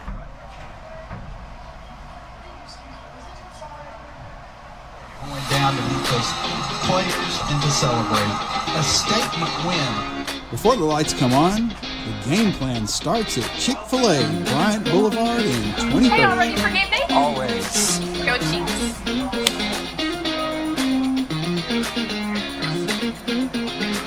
Official chicken sandwich of the Lakeview Chiefs on Concho Sports. My pleasure, and you have a good day. Most banks have branches. We have roots, because our roots run deep, right here since 1963. And we're still here for the moments that matter, today, tomorrow, and for generations to come. And now, we're ready for what's next, helping families and businesses build their future. Texas Bank, rooted in 1963, ready for what's next, serving our community for generations. With great low rates on new, used, and refinance autos, we can save you money. First Community has great payment options and low prices for GAP, extended warranty, and credit life insurance, so we can make your payment fit your budget. Contact First Community for your auto financing needs. At Schertz Landscape, we care about the quality of trees that you put in your landscape. Therefore, we grow our trees here locally in the Concho Valley. As a certified arborist, I not only care about the quality of your tree being planted, but I am also qualified as a tree risk assessor. I can evaluate the health of an older tree or the risk that it may have to you and your property. Come see us at Schertz Landscape, where we care about the quality of your trees. Pain is never back here in Fort Stockton, as you can see. I believe that's Lakeview. Yeah, Lakeview band is on the field as they are facing Fort Stockton's press box. Go ahead, Steve. Yeah, I was going to say, some highlights from the first half. Alviso, we don't necessarily have all his numbers, but that last drive, he threw a touchdown, little fake jet sweep to Chris Rodello, who scored, which we thought was going to be the last score of the half, and then the Panthers came right back, and they scored a touchdown from inside the one. Connor Williams, obviously, with the big punt block. That was big, a big momentum swing. And again, I think both teams now are starting to play a little hot. Their offenses are running hot. We'll still be interesting to see what the defensive adjustments are going to be because, again, both teams started to have a lot of success offensively. Yeah, they did. Both teams started off sporadic at the beginning of the game, which is what you expect the first game of the year. first live action, first really getting hit, and first time coaches really yelling at you a whole lot about a stupid mistake in the game. There's a difference between getting yelled at for making a mistake in practice and doing it in a game. There is a big difference. For sure, you are 100% right, Coach. And I would tell you that again, they're heating up now, though, and I think the second half we're going to see some points put on the board. Again, the defensive adjustments, though, so we'll see. We had an improvised touchdown as well, where Aviso was rolling out. We had a jet sweep, and then he scrambled, and Rodello was smart and broke, and then it was a great little toss, and it turned into a long touchdown. So again, the Chiefs are back on track. We'll see what happens in the second half. Right now, another little update real quick. We got the Canyon West Wolves still let me scroll. Let me hit the refresh button and make sure I get the most recent scores. Actually, Wall has tied it. It is 21-21. Wall Hawks, Canyon West Plains Wolves at the halftime. Yeah, defending state champs there. Oh, yeah. Cristobal still up 28-14 at the halftime on El Dorado Eagles. And we got a crew out there at Wall, don't we? We do. We sure do. Bobcats still showing 14-3 over Abilene at the half. Great Creek down still at the half, 8-6. Again, and the Sonora Broncos are up 14-0 on the Miles Bulldogs. Thanks for covering me there. I had a little bit of technical difficulties going on with my laptop. Thanks for covering me up there. I'll say it's 28-14 Cristobal over El Dorado. San Angelo Great Creek is losing to Coleman 8-6. I got those, Coach. Those are the ones I said. Okay, I can't. Like I said, I was trying to do that. And we're looking off the same map here. Hey, we were on repeat there for a minute. We wanted to make sure they heard the local one. I love that. You are right. Roby Lions 45-26 over Ira Bulldogs in the third quarter. We've got Aspermont and Blackwell are tied with 1:32 left in the second quarter play at 30. Eden and Paint Rock have no score on that. The very best Falcons are up 36-0 over the Santa Ana Mountaineers. I got the Zelford Bulldogs 26-18 over the May Tigers. We got Sterling City.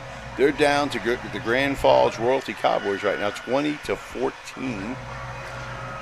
Blanket Tigers up 20-14 over the Panther Creek Panthers. All right, I think that's about all I got. I got the Highland Hornets are 28-14 over the Lorraine Bulldogs as well. So there are some scores from the local area, and is actually wider than that because I'm doing about 100-mile radius here. So we're pretty well caught up. Yeah, I think we are. And I'll tell you, I've been through a lot of halftimes. I mean, I'm getting up there in age and coached for quite a long time. And at halftime, I'm focusing right now on, hey, let's relax. If I'm talking to my offense and I'm the Chiefs, I'm saying, hey, we're rolling, but we can roll. We can get even hotter.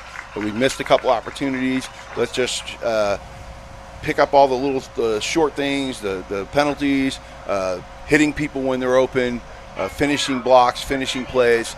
If I'm talking to my defense, I'm probably going to make an adjustment. I'm going to say, hey, we have to do a better job of watching the read option. The quarterback's proven to be a fairly good runner. We've got to keep outside contained sometimes. As far as if I'm the Panthers, I'm probably either subbing a defensive back into cover Juju Lacey, or I'm telling my guy you got to back off a little bit because you're giving him space, and eventually they're going to hit him. Play him up or play him under over. You got to have to play him under over. They could do that as well for sure. They're going to make some adjustment because he's been open. Yeah, you got to get that safety out there to give that cornerback some help. And if they don't, they're going to hit him. It's going to happen. It's but if I'm Fort Stockton and if I'm their coach, I'm going in at halftime and I'm telling them, hey guys, we've been our own worst enemy here, and we're still in the ball game.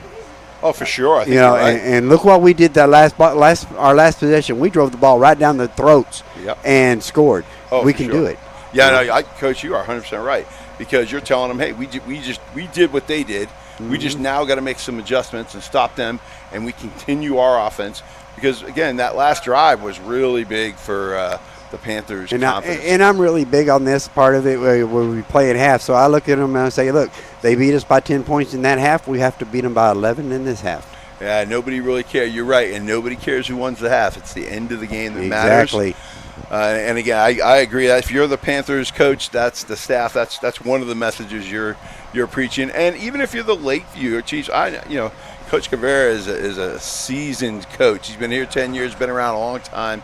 I'm sure he's telling them the same thing in the Chiefs locker room, that they need to keep going. 4 quarters, 2 halves, 1 ball game.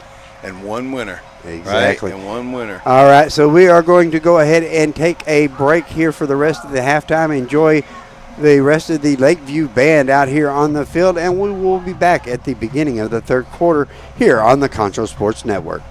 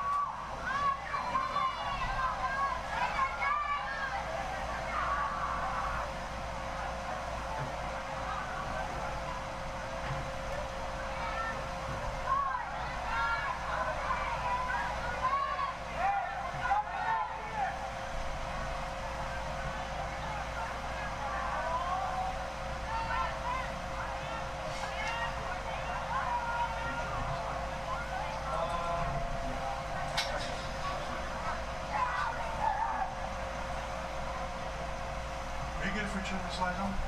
Mm-hmm. Okay, thank you. I don't know if we'll, oh, now that it's on, are you sure? Maybe not during the game. Or you don't want it on during the game? No, probably not. Okay, we'll turn it on.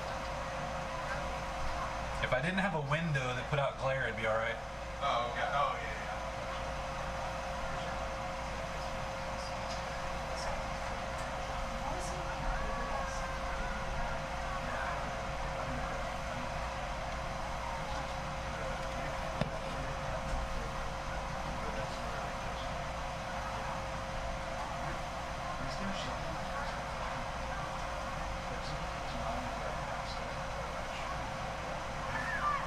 When I was working in Wisconsin, we did running like race for like we were like 20 minutes sometimes in practice. We were looking for you we need that hopefully no courtesy. But we did do lines like that where we all were like, yeah, we get to try and go get tickets. Where we were like, hey, we need this team to win on. Usually our lines. We should do that.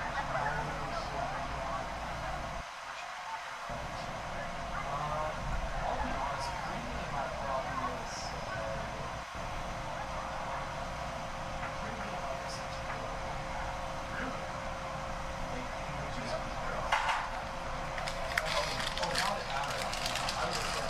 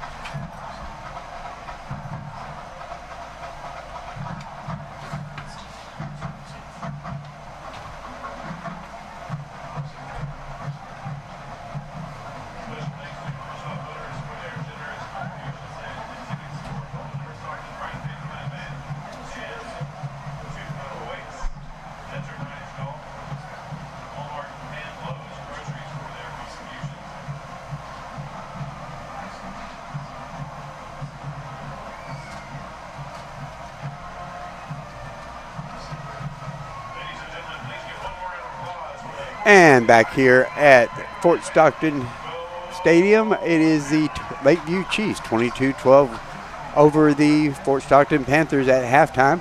And here with Steve Jewell, and he's got a little bit of information on the Fort Stockton coach, his first year. Yes, Xavier Rangel, first-year coach. So that drive at the end, really big, because you're trying to establish this trust between player and coach. And you get down, and, people, it's human nature. They start second-guessing.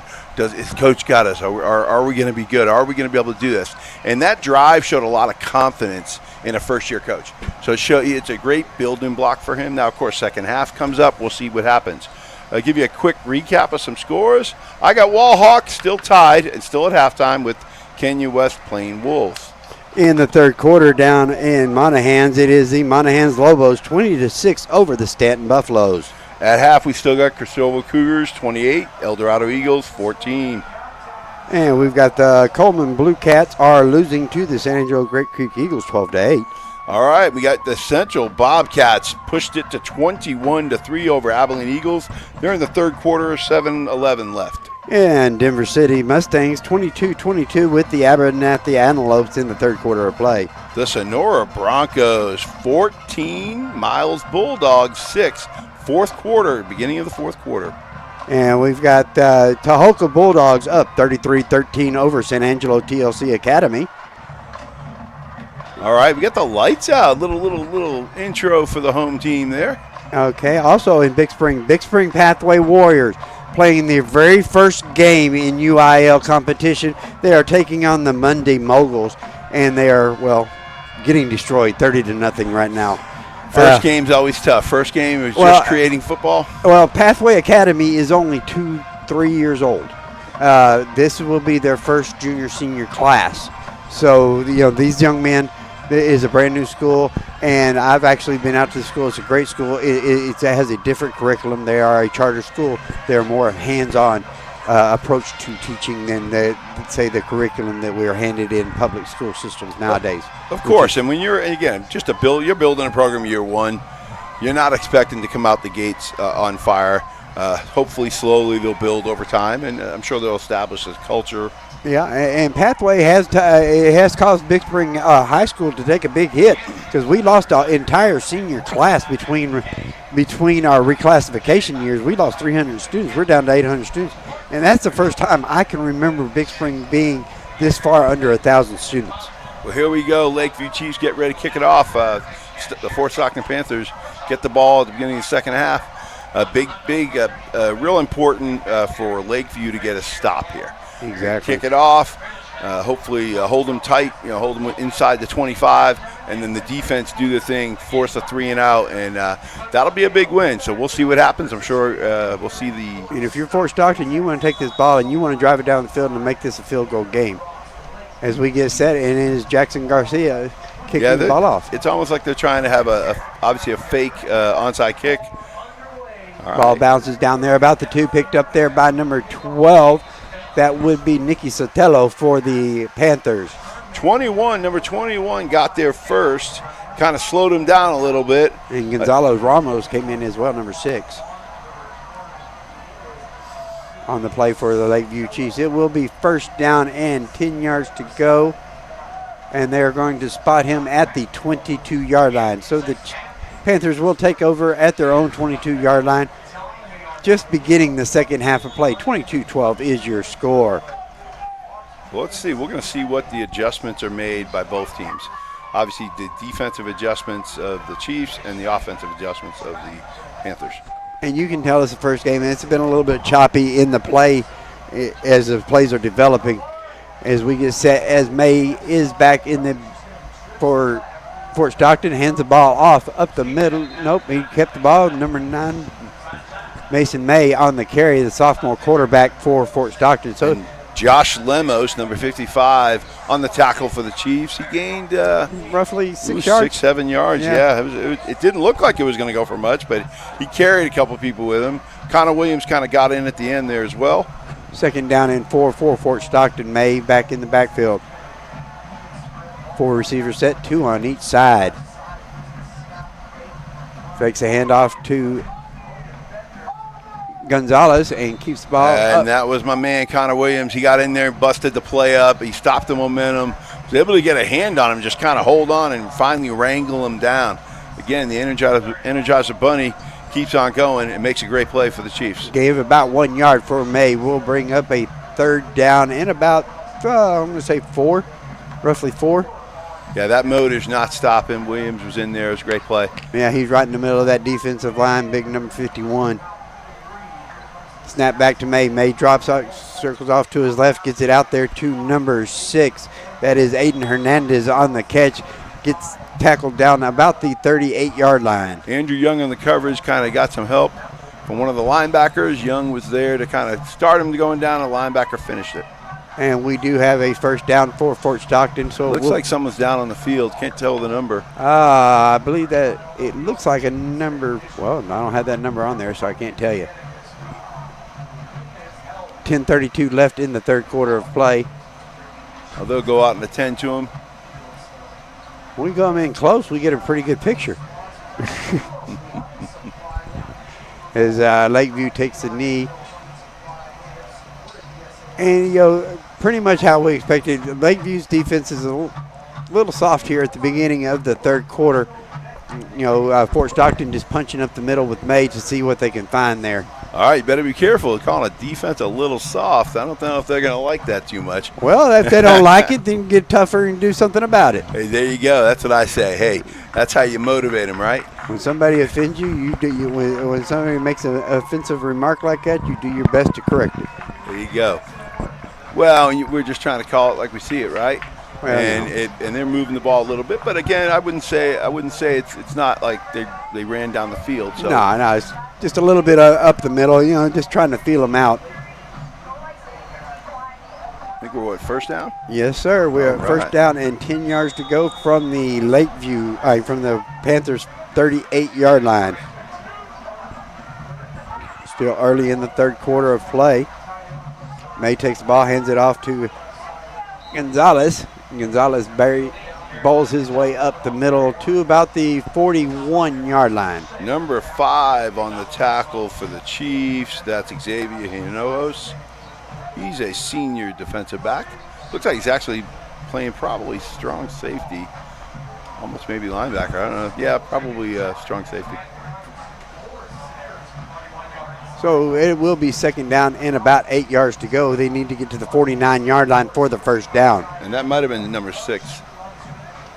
May takes a snap out here to Gonzalez on the swing pass. Gonzalez breaks around the right side and gets up to the Lakeview 48-yard line. Looks like we're going to mark him down at the 48-yard line. Brought down by Juju Lacey, number 12, and number 26, Juan Ramirez for the Chiefs, but not after a big gain. And the Panthers are kind of moving the ball.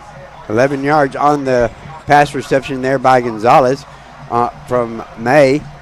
First and 10 for the Panthers as they're moving down the field.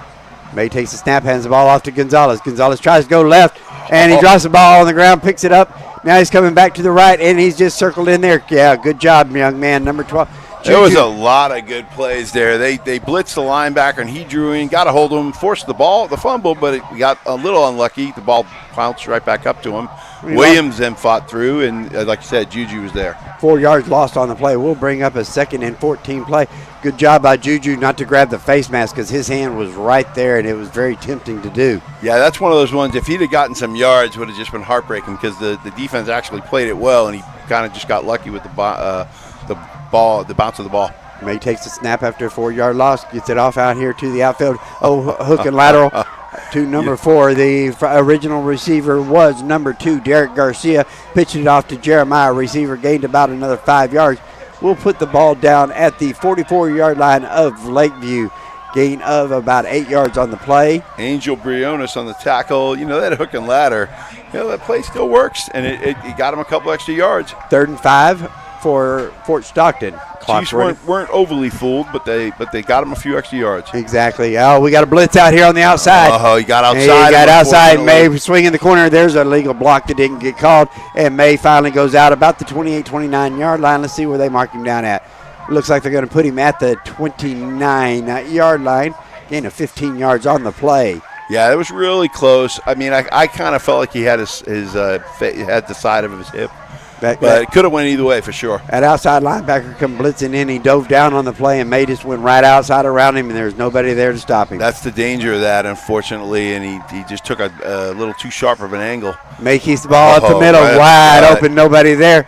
He's finally drugged down out there by number 3, Andrew Young, but not before he gets down to about the 11-yard line. Young's limping, unfortunately, looking to the sideline. Not sure if they're going to take him out.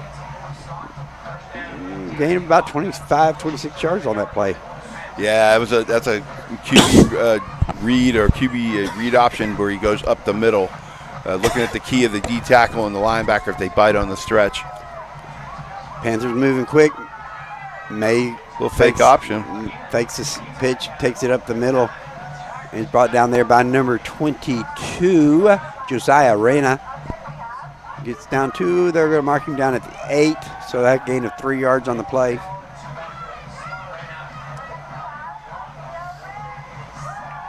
They can get a first down without scoring. Yeah, and Stockton's just moving the ball just a little at a time, but they're going forward. 2nd and 6, ball headed out there to number 4, Jeremiah Rivera, and Rivera is in for the touchdown. So it is Fort Stockton has took the opening possession of the second half and moved down the field, bringing the score now 22-18 with the extra point to come. We have a ball game now, and now we'll have to see how the Chiefs offense responds to this. Tough. The defense was they were trying some different things. They blitzed a couple times. It worked a couple times and it didn't work. And so we'll see that the Chiefs offense is going to have to answer. Good adjustments there by Rangel, the first-year coach of Fort Stockton at the half. 6:40 left in the third quarter of play. Jackson Garcia getting set to kick. I believe that's who that is. Number 7. Nope. So, yep, Jackson Garcia. And the kick is up and good. 22-19. 3-point ball game now in favor of the Lakeview Chiefs. Well, our hometown Chiefs, the coaches, coach staff, the players, they're going to be ready to come back. They'll hopefully take this next drive down the field, and that'll hopefully put things right for the Chiefs. We'll see what happens. They're getting ready to get the kick return here. All right, 6:40 left in the third quarter of play. We're going to take a quick break real quick and be back here in about 30 seconds with more Lakeview Chiefs football on Concho Sports Network.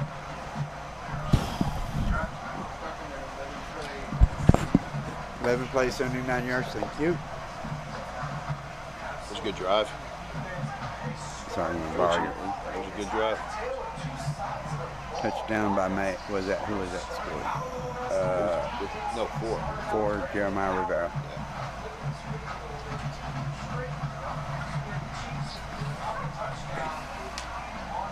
And whenever you're ready, bud. And back here at Lakeview football.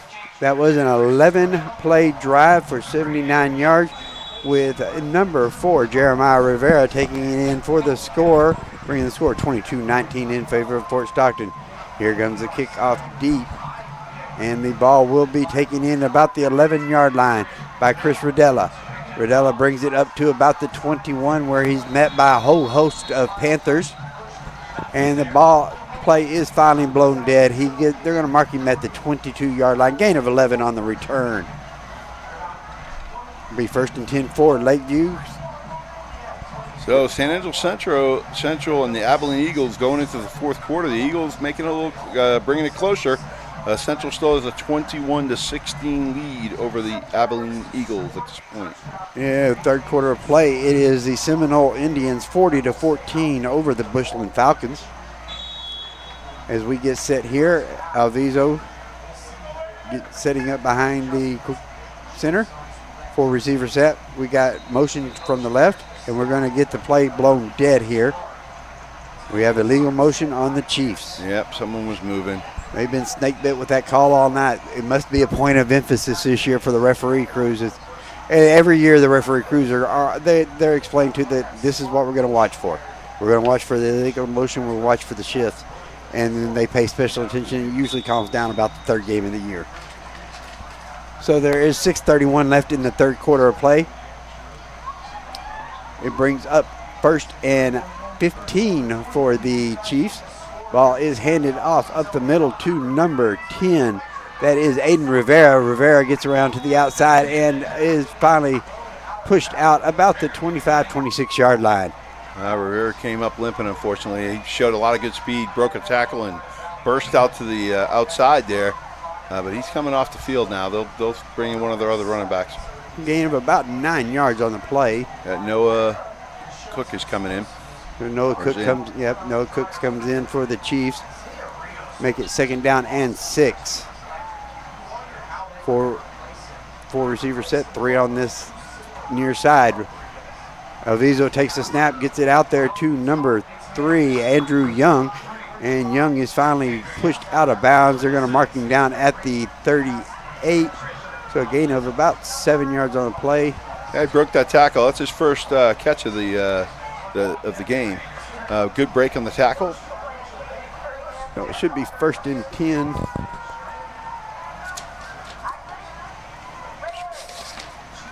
Ball on the 36-yard line. Snap back to Alviso. Alviso hands it off to Cook. Cook gets it up the middle. Gets to about the 39-yard line. Gain of 3 yards on the play. Bring up 2nd down and 7 yards to go for the Chiefs. Clock is running. Tackle by number 55 and number 1 for the Fort Stockton Panthers. Getting close to the 5-minute mark here in the 3rd quarter. 2nd down play for Alviso. Takes the snap, hands the ball off to Cook. Cook's met there immediately by a whole host of Panthers. Number 4, number 10, and number 56 in on the play. And some of those plays are read options. Sometimes they're just, hey, you're giving, look like a read option. But yeah, if had he pulled, it was open, it looked like. EJ Hernandez, Angel Lujan, and Jeremiah Rivera in on the tackle. 5 minutes left in the 3rd quarter of play. It's close. Alviso takes the snap, drops back, and gets it out here to the intended receiver. That is number Andrew Young. Andrew Young, number 4. Oh, no, not Andrew Young. Sorry, number 4. Calvin Whitfield. Calvin Whitfield is the intended receiver. Ball thrown a little bit on the outside there, and an incomplete pass will bring up a 4th down. 4th down for the Chiefs. Yep, 4th down and about 7 yards to go. Yeah, looking like they're going to 8 yards, punt. somewhere around there. Could they fake punt? Could be risky. I don't think you do it that deep in there with this close of a ball game. Not with that much yards. And Fort Stockton has the momentum right now. Let's not forget that. Kick is up, and he fields it at the 26. Swings around to the left. That is number 12, Nicky Sotelo on the carry. He's still going. He's down to the 36-yard line of San Angelo. Let me do the quick math here. 54 yards on the return. It was number 21, Zayden Garave. Finally knocks him out of bounds for the Chiefs, but that was a heck of a run back by Sotelo. So it will be 1st and 10 for the Panthers at the Lakeview 36-yard line. As the Chiefs take over possession, 22-19 is your score. San Angelo needs, the Lakeview Chiefs need to get a stop here because right now the momentum is sitting squarely in the huddle of Fort Stockton. It is, but one big play can turn it back around, but we'll see. May takes a snap, hands the ball off to Garcia. Garcia up the middle. They're finding something up the middle of that Lakeview defense. Gets it down to about the 32-yard line. Gain of 4 yards on the play. Tackle made by number 15, Angel Briones. Make it 2nd and 6 for the Panthers. Play coming in from the sideline. 4 receivers set. 2 on top, 2 on bottom. May and Garcia in the backfield. The Panthers are really establishing a good run game here. Garcia off to the left, running that. There's a penalty. Yep, they got a penalty. So we're going to get an illegal motion. There it is again. I'm telling you, that's point of emphasis this year. So it'll be 5 yards back on that. We'll bring up now, put them at the Lakeview 37-yard line. Bring up 2nd down and 11 yards to go.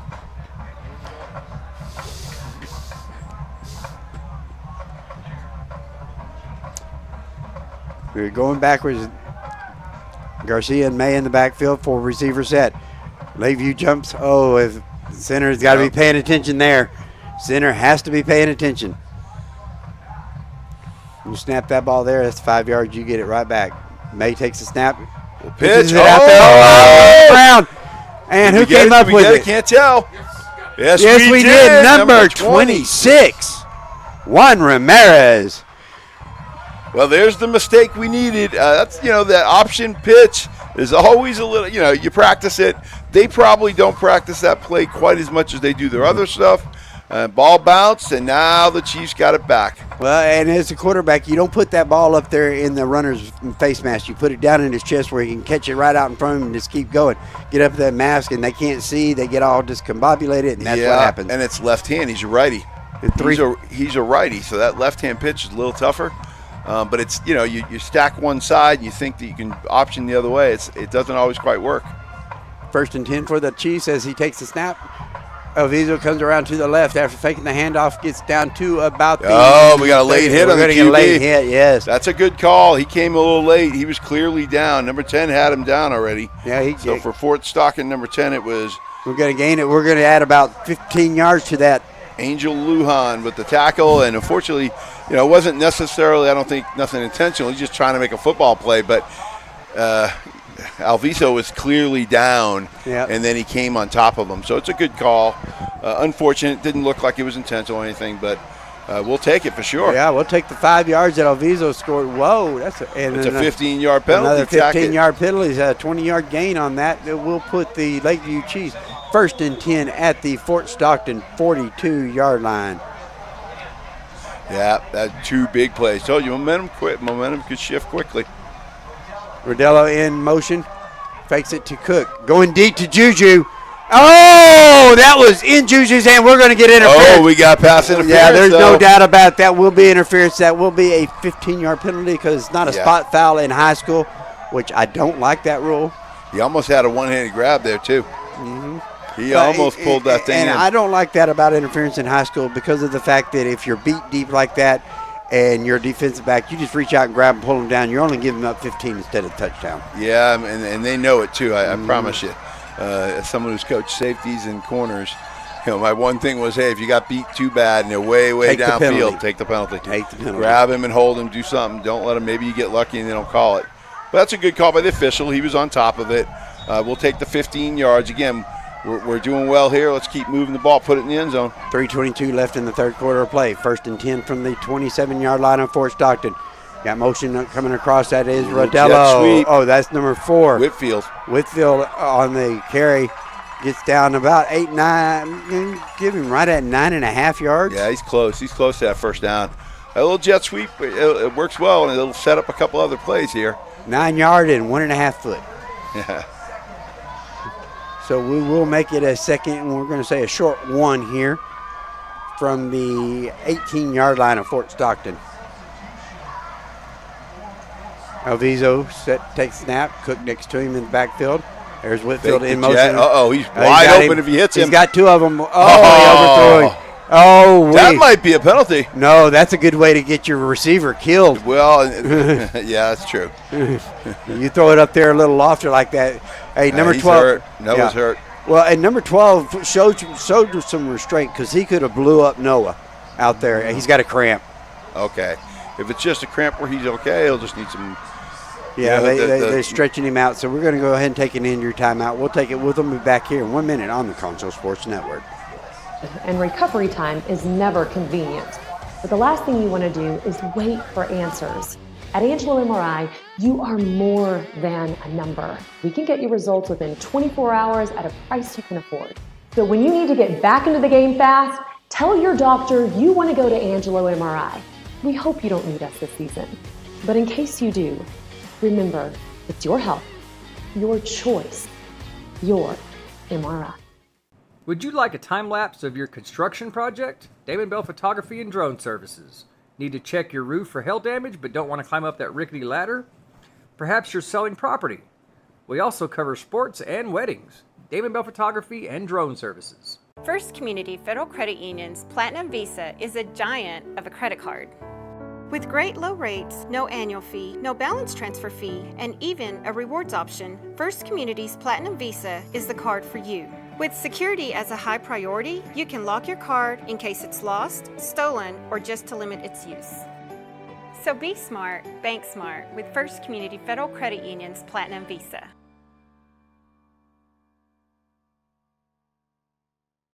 Going down to meet those players and to celebrate a statement win. Before the lights come on, the game plan starts at Chick-fil-A, Bryant Boulevard in 2030. Hey, y'all ready for game day? Always. Go Chiefs.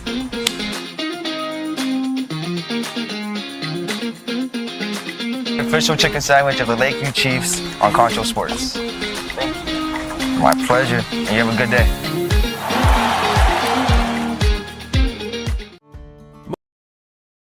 Alviso brings the Chiefs to the line. Is 3rd down and 1 yard to go from the Fort Stockton 18-yard line. 22-19 is your score. A little over 3 minutes left in the quarter. Important drive here. They get the turnover. They get a couple penalties. They're moving the ball down. This will be big. The score here will be big. Borden County Coyotes are leading over the Newcastle Bobcats 50-16 at this time. Man, Canyon West got a touchdown on the Wall Hawks. It's 28-21. 15-8 is the score. Shamrock over the Winter Blizzards. Here we go. All right, Alviso's back deep in the backfield. Cook behind him. Oh, that is not Cook back there. Alviso swings around left, trying to swing around, and did he get the yard? Did he get that yard? Depends where they spot it. Oh, he's going to spot him just over it. So it will be. He needed a yard. He needed a half a yard, and he got exactly 1 yard. Yep, he got the first down for sure. So that will put it at the Fort Stockton 17-yard line. Be 1st and 10 for our Lakeview Chiefs. That was a good read by Alviso to pull it. He almost got chased. He almost got caught from behind there, but he got what he needed. That's all you need. Garraway in the backfield with Alviso. 4 receiver set. Alviso set going off to the right side. Oh, what a catch! What a catch by number 3 and a cramp to boot. Andrew Young over the shoulder, the young sophomore. And he came up limping, but that was a cramp. It's hot out there, guys, and if they didn't drink enough water yesterday, this is what's going to happen today. Yeah, water, pickle juice, and pickles. A lot of salt. Great pass by Alviso there. Dropped it in the bucket, and a great catch as well. 17-yard touchdown reception by number 3, Andrew Young, brings the score 28-19 as Chavez gets set to kick the extra point with Whitfield doing the holding. Ball snapped up and good. Great job by Whitfield. That was a little low in the snap. He dropped it and quickly got up. The kicker made a great. That's a tough kick when you have to pause like that.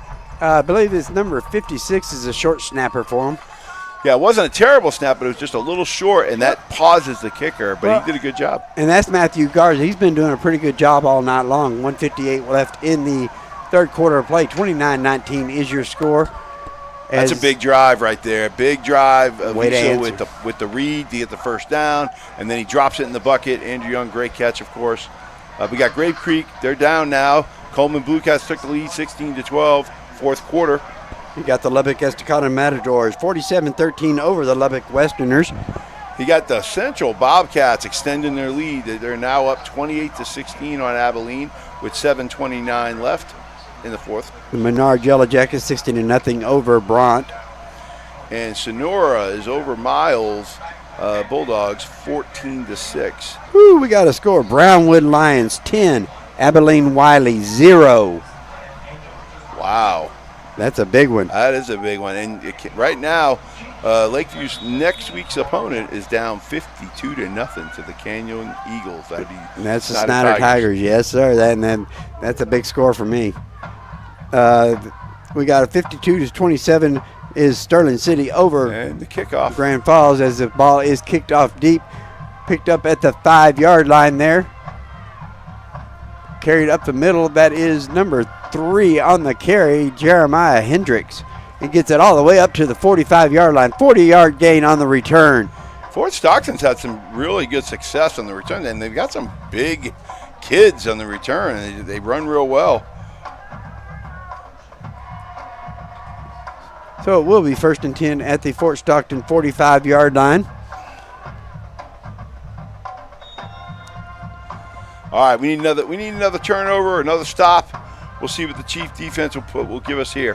10-point lead, so got a little cushion, but yeah, you'd like to get another turnover or at least a stop. Monahan's Lobos are up 36-12 over Stanton, trying to avenge last year's 1-9 aberration of a season for Monahan's. It is 1st and 10 for Fort Stockton from their own 45-yard line. Ball goes back to May. He's being chased out of the pocket there. Got it. Good job by May to get it out there to I believe that is number 6. Zadrian Garavay, number 21 on the tackle. He bumps him out of bounds for the Chiefs. That was great. That was a good pass by the QB. He was being chased. 1:43 left in the third quarter of play. It will be 2nd down and 5 yards to go from the 50-yard line. 5-yard gain on that last play.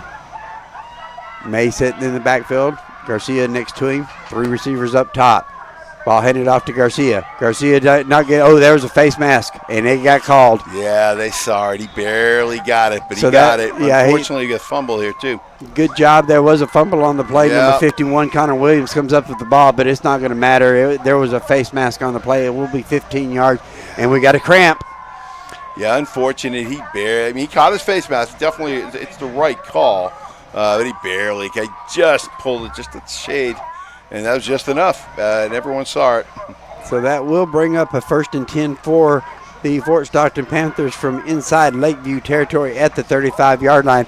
And we see the cramp monsters coming up to play a big part of this game already. That's, 4th play in a row we've had a kid with a cramp. Yeah, it's hot out there, and you're right. And hydrating prior to is the key. But even so, some people are just more suspect to cramps than others. You know, that's where the pickle juice. You know, pickle juice and pickles are the unheralded hero of non-cramps. If you're eating and drinking that type of And thing, banana works as well. bananas as well. Potassium, and stay away from the carbonated drinks, Definitely. which was always a chore for me when I was in high school sports eons ago. Yeah, that's a tough break because it wasn't like one of those grab and pull. It was kind of going for a tackle, and his hand just kind of caught the face mask just enough and just tugged it. All right, so we will have a 1st and 10 for the Panthers from the Lakeview 35-yard line. Jackson Garcia in the backfield with May. 4 receiver set. May looking off to the right, coming back, flushed up into the pocket. Good throw. Good coverage out there by number 9 for the Chiefs. That is Edward Rivas. Yeah, great play. Rivas broke that up. He was right where he was supposed to be. You know, we've kind of seen the penalty monster come in for both teams. Alviso they get the late hit on Alviso, gives them 15 yards. We get that face mask that now pushes them 15 yards. Penalties can be really instrumental, or they can be really hurtful to a team. We got 1 minute and 19 seconds left in the third quarter. 2nd down play from the 35-yard line of Lakeview. 10 yards to go. May Haight takes the ball, hands it off to number 4. That is Jeremiah Rivera. Gains about a yard off the right-hand side. Well played by number 15, Angel Briones. He fought off the block, kept contained, kept him on the inside, and then finished the tackle. Great play. Josh Lemos is there as well for the Chiefs. Gain of a yard on the play, puts it down to the 34, makes it 3rd and 9 for the Panthers. Big play here for the Chiefs. Big play. Big play. Let's go, defense. 4 receivers set. And tight on the right side here. May looks off to the left. And right in his gut, and he just dropped it. Pure and simple. It wouldn't have been enough for a 1st down, and I believe they would have had him stopped. Yeah, they were around him, and it looked like they were going to make the play, but, hey, we'll take that all day, every day. Okay, so now you're sitting 4th and 9. You're down by 10 points. You're sitting at your opponent's 34-yard line. You don't have enough room to punt anyway. Oh, for sure. And here's the thing. You know, they ran that hook and ladder. What other trick plays did they got in? Do you think they pull it out now? Do you think they pull a trick play out here? 40 seconds. I'm thinking reverse. I like the double reverse. Oh, I love the double reverse. I don't know they have it in. We'll see. Garcia. They're running a pitch. Oh, he is buried. Wow, great play. Buried. They This time it was Connor Williams, and it was number 26 who was really there. Juan Ramirez. Ramirez and Williams did, but Ramirez got to him first. I think I'll give Ramirez full credit on that sack. Yep, for sure. I give Ramirez. I'm with you. Ramirez was definitely there first. Great defensive play by both of those young men. So that is a turnover on downs by the Chiefs. We'll give the ball back to Lakeview first. And he got a 13-yard sack on that, so there will be 1st and 10 from the Lakeview 47-yard line. Sorry about that.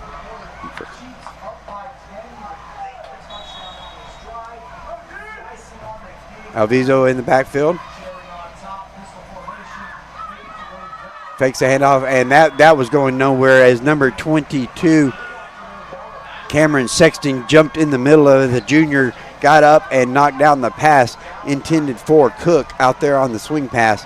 Good play by the young man. We'll bring up a 2nd down and 10 yards to go for Lakeview from their own 47-yard line. Getting close to the end of the 3rd quarter here.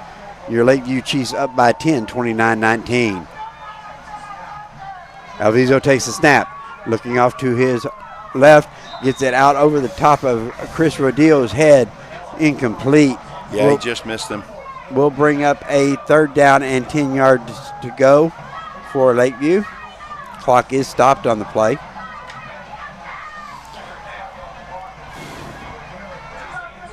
Two seconds left in the quarter, so this will be the last play of the 3rd quarter.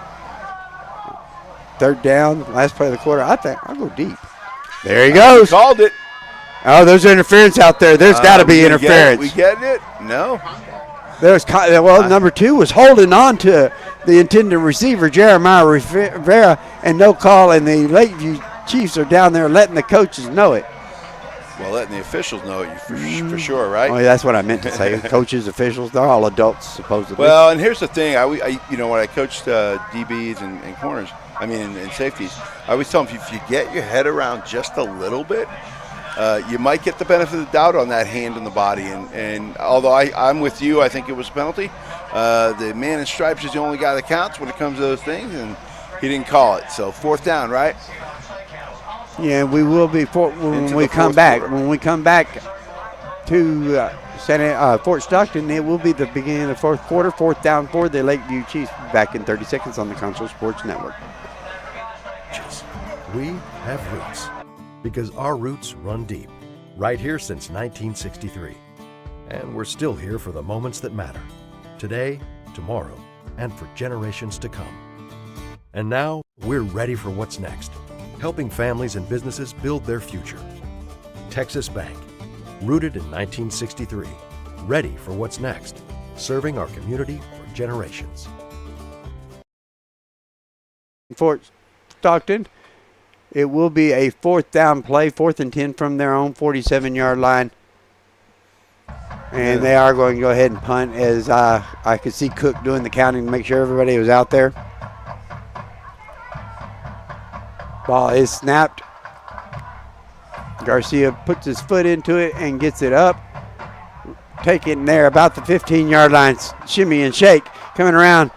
Back up the middle. Gets through. Bowling his way through there. Who is that? Chris, I believe that's number Sotelo. 12. Yeah, number 12, Nicky Sotelo on the return. Gets it up to the Lakeview 42-yard line, so a -5 yards on the punt. And they were down there. They were all over him. They just couldn't bring him down. They kept, I don't want to say it was arm tackling. The kid was making great little moves to put the Chiefs defenders. Oh, we got a penalty. We're bringing it back. Oh, that'll help. That sure will help. So we're going to get an illegal block back here. I'm going to almost guarantee you that's what it is as far back as they're going. Yeah. So that wipes out a 47-yard return or a 42-yard return on a 37-yard punt. You breathe a sigh of relief if you are the Lakeview Chiefs. Exactly, because instead of looking at 1st and 10 deep inside your own territory, now you're looking for the Fort Stockton Panthers to be 1st and 10 deep down in their territory. They're going to mark them down at the 22-yard line. Yep, they got to drive the field now. A little update. Abilene Eagles are 23 now. Central Bobcats still 28, but there is 2 minutes and 36 seconds left on the clock. Close game out there. Let's get. Yeah, it's getting interesting. They are those two teams always play tough. They're I think even No now, 50-50. rivals. It's 50%, 50%. May Dead takes, even. May takes a snap, fakes a handoff to Garcia, and he is tackled down there by Connor Williams right in the middle of that Juan defense. Ramirez, I think, number 26. It was both of those guys. So he's going to get him up to, they're going to mark him down at the 23, gain of 1 yard on the play. We'll bring up a second down and 9 yards to go right here at the beginning of the fourth quarter of play. For Stockton, you've got some time as you're in the last quarter, but you're getting to a point where you got to get a little bit more desperate. I do think they're going to have to as soon as it's still early in the fourth quarter, but if we get another 6-7 minutes off the clock. May takes little pitch out there to the outside as Garcia. He's going nowhere. 6 and 13 in there. 6 and 13. Aiden Hernandez and Josiah Barano. That's a good no call. Sorry, Gonzalez Ramirez. I got to look at the right side. Gonzalez Ramirez and I believe that was number 23. Josiah Arena, 22. That was a good no call. They did land out of bounds, but they were all inbounds when they initially contact. I kind of cringed because I saw where they landed, but it was a good no call. Well, they did give him a yard on the play, so we'll bring up a 3rd and 8 for Fort Stockton. I believe, no, but he actually lost some yard. Well, he gained a yard. Middle screen. Middle screen goes nowhere at all. Incomplete pass, so it will bring up a 4th down. Yeah, it looked like Connor Williams recognized it a little late, but he recognized it and kind of got just enough into the passing lane that the QB had to adjust his throw. 10:41 left in the ball game. 29-19 is your score. Here's I don't know if surprise, but Canyon West has pulled away a little bit from Wall Hawks. 11:49 left. It's 35-21. Ooh, the Grady Wildcats, 71-0 over Kerrville, Our Lady of the Hills. As Fort Stockton gets set to punt the ball away. The high snap there. Oh. He does get it off. Ball bounces about the 42, picked up at the 36-yard line and tackled immediately by number 2.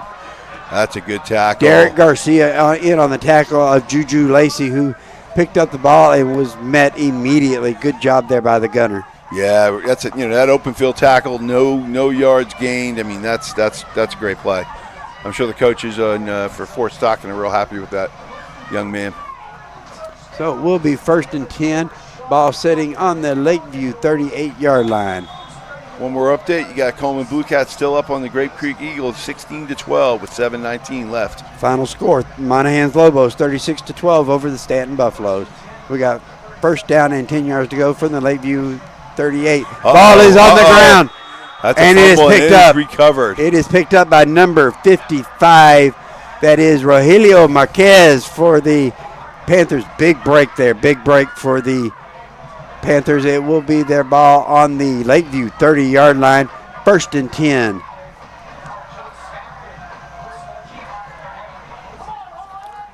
Eight yards lost on the play plus the fumble. So you get -8 yards there on the carry, and then you get the fumble recovery for Fort Stockton. Sets them up in good position here. 1st down and 10 yards to go from the 38-yard line. 10:35 left in the ball game. Set, takes the snap, and he's there he is again. You want to take a guess who that was? Energizer Bunny, Connor Williams. He breaks through, puts pressure on the QB, takes him down. So he had help, but he had help that time too. But Connor Williams was in there right off the bat. He broke free pretty quickly there.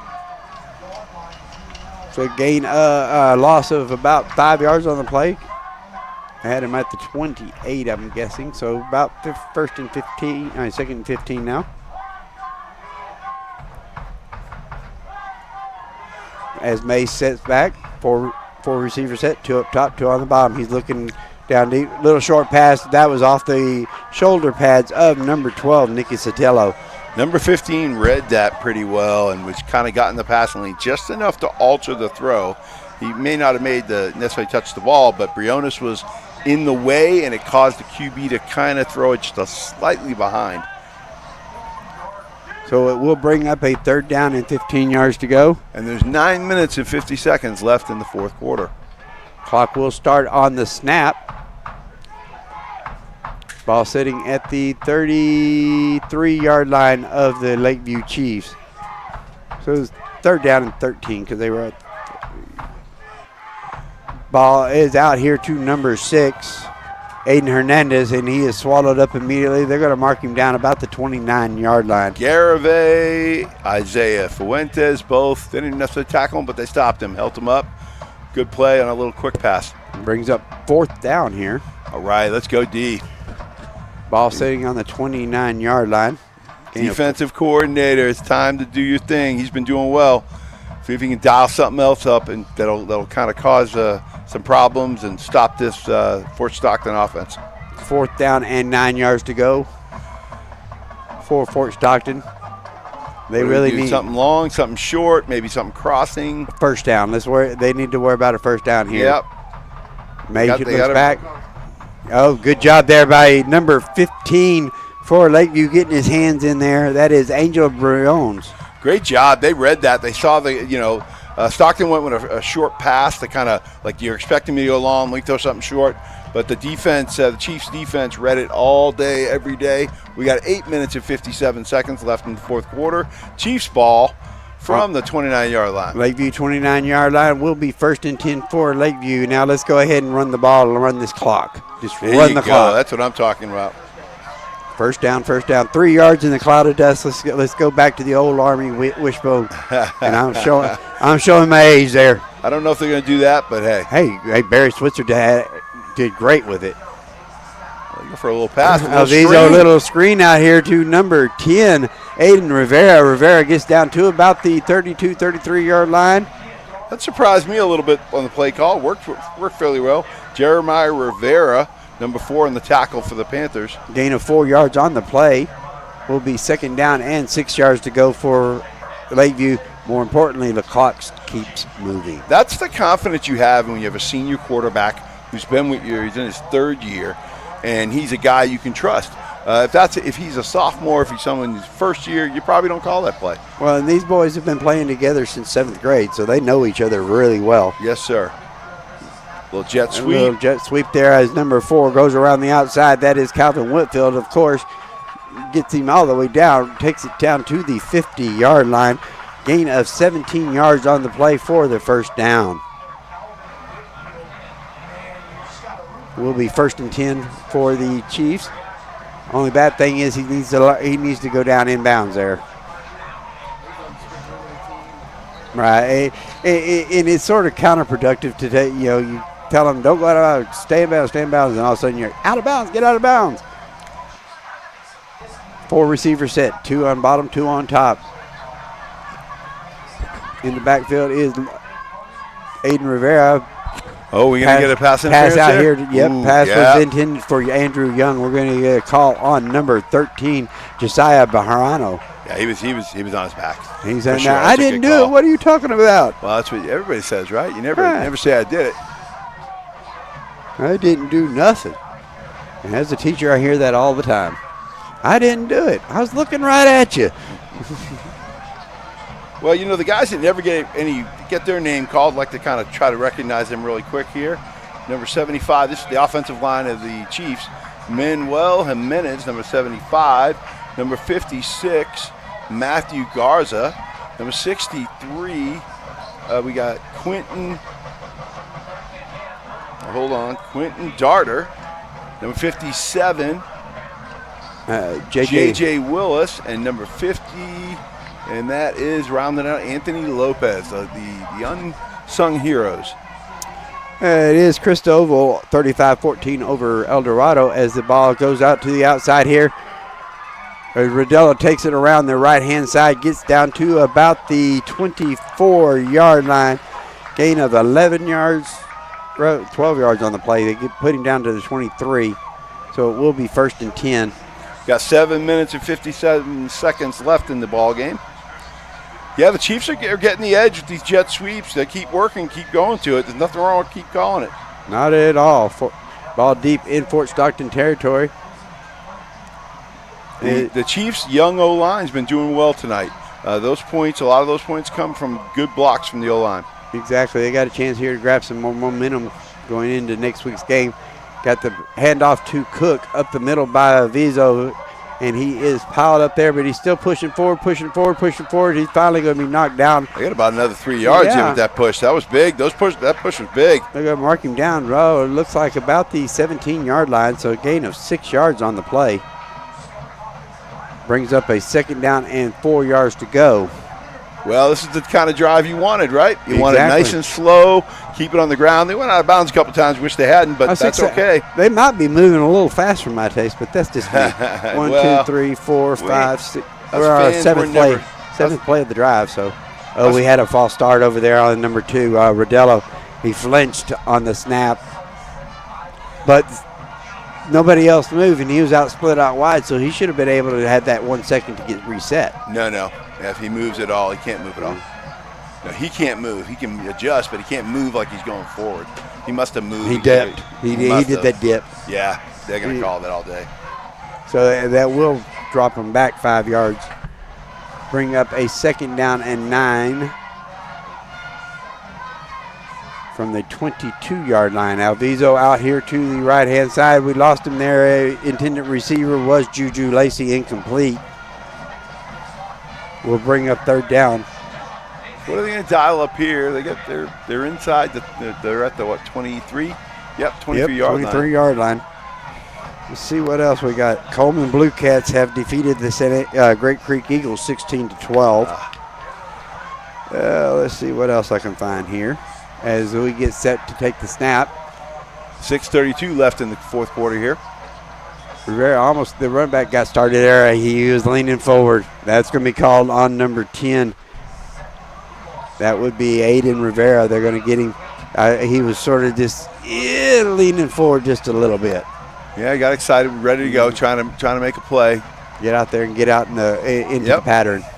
So that will back him up another 5 yards, bring up now 3rd and 14. So we're going the wrong direction here, guys. Yeah, this drive was going well, and we kind of just we've kind of hamstrung ourselves with a couple penalties here. Yep, a couple penalties, lost us 10 yards. Still 3rd down. 14 yards to go. Pass out. Avizo swings out to the left. We got a flag out here. I'm not sure if that's on the block or it's on something. Yep. Can't really tell. It's right down there at the 20-yard line. Alviso got to the 21. Let's see what happens from there. Gain of 6 so far. I guess he called holding. He's going to call it on Riddell because Riddell is like, what? Yeah, he called holding on him. It looked like holding on Riddell, so that's going to wipe that out. He was blocking. I couldn't, from the angle of the camera, you couldn't tell, but, So that'll be a spot foul, so it'll be 10 yards from the place of the penalty. Ooh, did they give him a 1st down first, though? He should have got the 1st down on the play. No, because the holding. And then he's going to get, he would have got the 1st down on the play, and it's spot foul, so that'll be 10 yards from the spot. So it should put him at about the 30-yard line. End up a 3-yard loss on the play is what it's going to end up at. And every receiver coach is calling that good blocking, and every defensive back coach is calling that holding. And it's probably a little bit of both, to be truthful. So now we're back at the 30. This drive, we were up at the 17-yard line. So in the last 3 plays, we've lost 13 yards. As the clock has timeout called. We're checking for our time. As the Lakeview Chiefs are up 29-19. Yeah, it's a good lead. I'm sure they'd love to put a TD on the board here to really separate themselves. 6:13 left in the ball game. Yeah, TD on the board here would be big. If they ate up a lot of clock, which that's good. So it's not necessarily end all. Still have a 10-point lead, but obviously if you're our Chiefs, we want to put one in the end zone here. The Monday Moguls are up 51-6 over Big Spring Pathway. It is Littlefield 40-6 over La Mesa Tornadoes. Levelland is 42-21 over Plainview.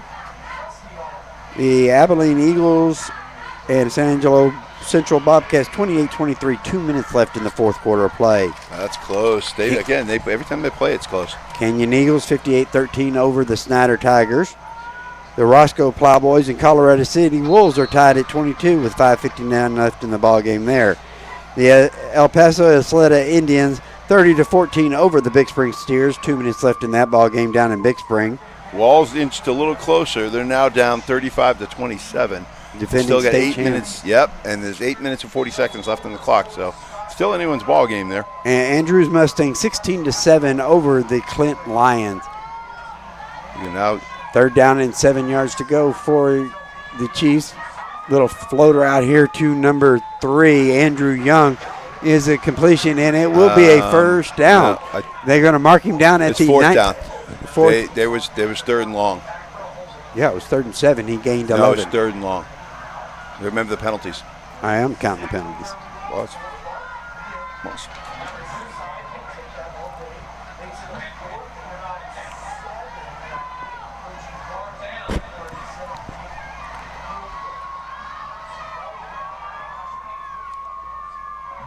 Yep. 3rd and 10, and that's interference. That should be interference. And we're not going to get the call. Intended receiver was number 4, Caden Whitfield. No penalty. Turnover on downs. Yep. Number 2, Derek Garcia on the coverage. Yeah, sorry about that. Got a little mixed up. Well, there was a lot of penalties and a lot of time. Yeah, because we went backwards 13 yards. It was easy, and we didn't have a full angle of where the first down marker was. So I was with you. As soon as I saw it, I was like, it's first down. But then I saw the official. Yeah, and I forgot to mark something down. So that we got 5 minutes and 30 seconds left in the 4th quarter. So it will be the Fort Stockton Panthers ball at their 25-yard line. 1st and 10. Yeah, good drive. Unfortunately, don't finish it. I mean, that's bad, but we took a lot of time on the clock. Exactly. May in the backfield. Defense is adjusting. Looks over to the sideline and get the play. Lets the line know what's going on. Takes the snap. Gets the ball off to the right hand, going to right. Is the running back. Jackson Garcia on the play. Gets up to about the 26-yard line. So a gain of 1 yard on the play. Number 70, Tyrone Turner on the tackle there. He was assisted by another Chief. Quickly to the line. Running out of time here for Fort Stockton. Ball snapped. May looking around, scrambling. He's going to tuck it and go. 35, 36, 37-yard line. They're going to mark him down at the 37-yard line. That will be a first down. Go ahead. Gain of 11 yards on the play. Chased down by Tyrone Turner again. Number 70. I don't know if Turner was in earlier, but he's in now playing that nose position. He's a big young man. May get set. Garcia to his left. 2 receivers top, 2 receivers bottom. Ball fake to Garcia, looking out here to the right. He had a receiver open down here in the flat and didn't get to him. May's running for his life again. And he's going to be tackled, ran out of bounds about the 36-yard line. So he's going to lose about a yard on that play. Yeah, that's a coverage. That's a coverage play. Good defensive coverage by the Chiefs. Forced the quarterback, and they had pressure. Obviously, Connor Williams dove. But yeah, great coverage. That's a coverage sack kind of. Clock running, 4:23 left in the ball game. 2nd down and 11 yards to go. He had somebody out here in the flat, but it wouldn't have gone anywhere. Gained maybe 2 or 3 yards. So good job not forcing it in there. May sitting back here. Garcia in the backfield with him. Fakes the handoff to Garcia. May looking deep. Oh, ball knocked out. And it's on the ground. Well, I'm not sure who got it. It looks like big number 51, Connor Williams. And I do believe it was him. It was up in the middle there, and he swiped at it and caught the ball. Yeah, I couldn't tell if it was him, but he was opportunistic to be where the ball was for sure. That's that energy. You know, he puts all that energy out there. That's a big turnover. That's huge. Lakeview will take over at the Fort Stockton 34-yard line, 1st and 10. Right now, Connor Williams is the defensive player of the game for Lakeview. Yeah, and I think Juan Ramirez has had a pretty solid game as well, but I think you're right. Connor Williams has kind of been all over the place. Ball snap back to Avizo. Avizo's going to have to run for his life. Oh, he missed his block out there. Number 56 missed a block, and he knew it because you can see him. Matthew Garza, and he knew it. That was number 55, Rogelio Marquez from the Panthers. Good big sack for the Panthers, unfortunately for us, but again, still have the ball. Loss of 12 yards on the play, so it will bring up a 2nd down and 22 yards to go for the Lakeview Chiefs. Clock still running, though. That's the good thing about it. Rodillo takes the handoff, and he turns it up the middle of the play. Gets down to about the 46. Yeah, they're going to mark him at the 46-yard line, so he no gain on the play. Will bring up a 3rd down and 22 yards to go for Lakeview. They are in Fort Stockton territory. It's 3rd and long, I guess, huh? After that sack. 3rd down and 22 yards. Woo. 3rd down and a quarter of the field. Wow. Well, again, you're trying to take time off the clock here. Yeah, that's all that matters. The clock's still moving. Got a good 10-point lead. You should take 40 seconds per play. So you should be able to run off about 45 seconds per play. 45 to 50 seconds per play.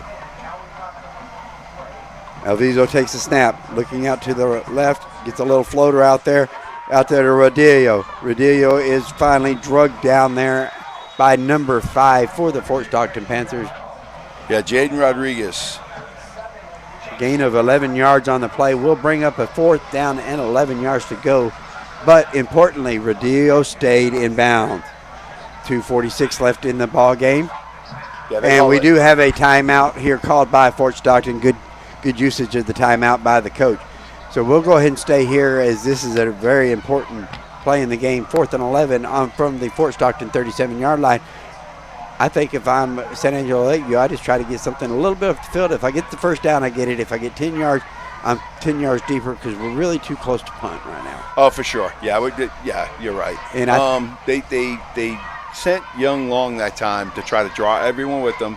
It looked like they had it, but that one linebacker stayed disciplined. Got a good little gain out of it. It wasn't a bad play, but if that linebacker had a bit more, that would have been gone. He'd have been by himself. I'm thinking here I'm either going to run the ball up the middle with Cook or Rivera, or I'm going to option it off up the middle and Alviso keep it, as long as he stays in bound, try to break around the right-hand corner. If he doesn't, just go ahead and go down, let the clock keep running. And it will be a turnover on downs, but you're leaving Fort Stockton in very little time here with a 10-point lead. Oh, for sure.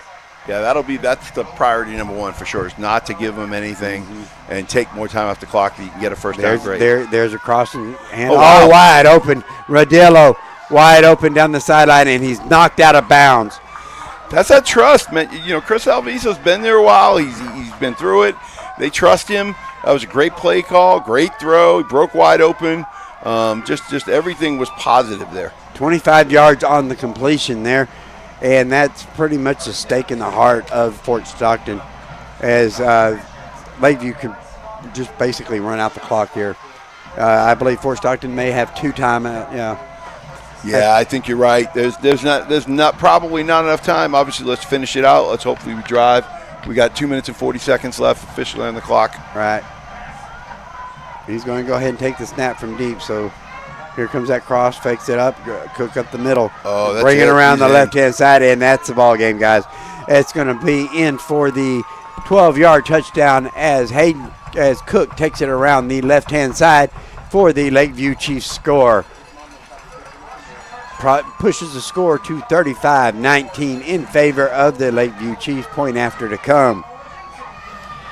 Let's see what else we got here. The Ballinger Bearcats 27-6 over Eastland Mavericks. We have early Longhorns 28-20 over Merkel.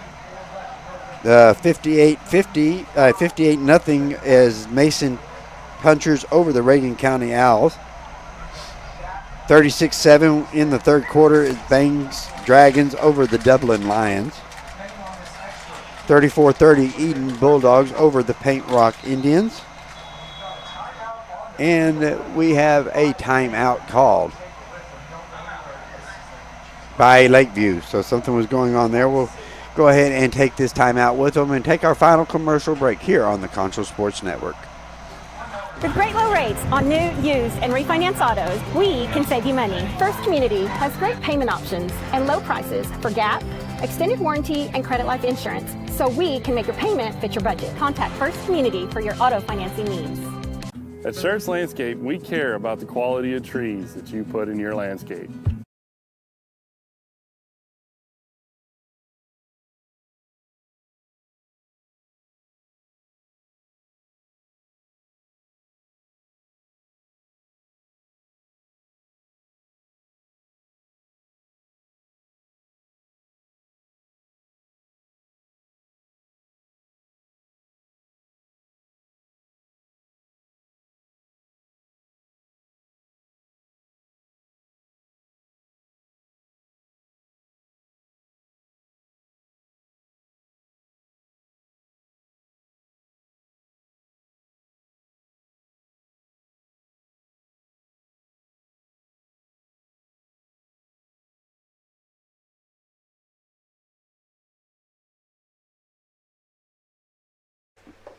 All right, ready when you are. Pass was incomplete out there on the 4th down play. So it will be a turnover on downs as Fort Stockton will take over. Yeah, it looked like the Chiefs was just working on their 2-point plays. Yep. Yeah, 2-point play. Sorry about that. So a couple updates real quick. Big update, Canyon West Plains Wolves 35. Wall Hawks defending state champs 35, 2:40 left. And it looks like the San Angelo Central Bobcats get the W, 28-23 over the Abilene Eagles. The Klondike Cougars are losing to the Strong Greyhounds 32-20. Blanket is destroying Panther Creek 72-26. Fort Stockton, no score on that one. Let's see what else I can find here. It was a final 36-12 Monahans over Stanton. So we'll go ahead and get this kickoff going as we wind this ball game down. You know, it wasn't perfect, but hey, a W's a W. There's definitely a lot of highlight moments for both teams, I'd say, but of course our Chiefs. All right, 35-19 is your score, 16-point lead by the Chiefs as they kick the ball off.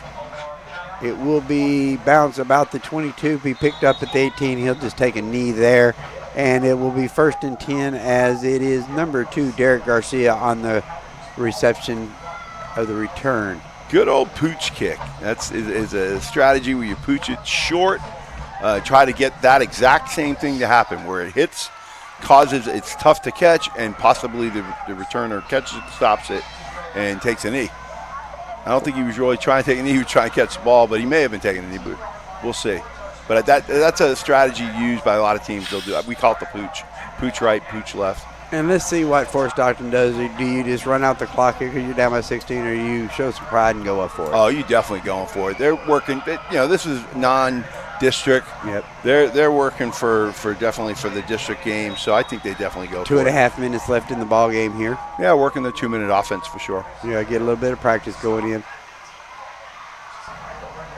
Ball handed off to Garcia. Garcia is swallowed up immediately there by Connor Williams again. Connor Williams in on the tackle.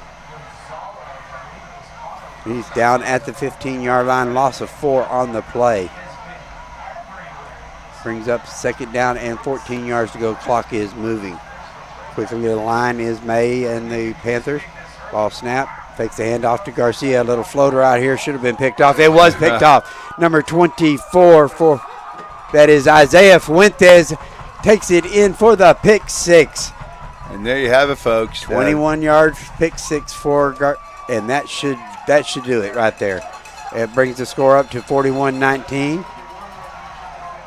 They're trying to match their score from last year. Fort Stockton has scored 12 more than they did last year, but it looks like it's going to be the same result as last year. Right now, it looks like the Lakeview Chiefs are going to go to 1-0 in the new year, and the Rangel era in Fort Stockton will start off with a loss. Yeah, unfortunately, this game's much closer than the score is going to indicate. If you just look at the score, you're going to think, oh, it's a big blowout. And it was tooth and nail. Could have went either way up until the 4th quarter. And the Chiefs just, they made it happen when they needed to, both offensively and defensively. And that's, again, I attribute that to a lot of trust and confidence in their QB. All right, and the Big Spring Steers have lost to the Ysleta Indians 30-22. And that ball's just thrown out of play here. So Big Spring Steers will lose their first game in the Stacy Martin era. And let's see if we can find a score on the Crane Golden Eagles, as they have a new head coach as well as Big Spring's head coach from last year is now over there at Crane. And let me give a shout out to the offensive lineman of the Fort Stockton Panthers. So the Fort Stockton Panthers, we got EJ Hernandez. We have Christian Gonzalez, Jesse Montoya, number 72, number 70, Orlando Gomez, and number 73 is Marco Natividad. And again, those guys don't get their names called, so I always try to recognize the offensive line of both teams. And it is the Crane Golden Craze, 21-14 over the Odessa Compass Cougars. In Cannon McWilliams' opening game as the Crane head coach and athletic director. He left last year. He left Big Spring after last season and took the job in Crane. Yeah, I was a little surprised by that. I thought he'd stay at Big Spring, but now he's got a new place and he's at Crane, and I'm sure he's pretty happy about that. And starting off with a win, we got 2 minutes and 1 second left in the fourth quarter. And you're watching Concho Valley Network Sports.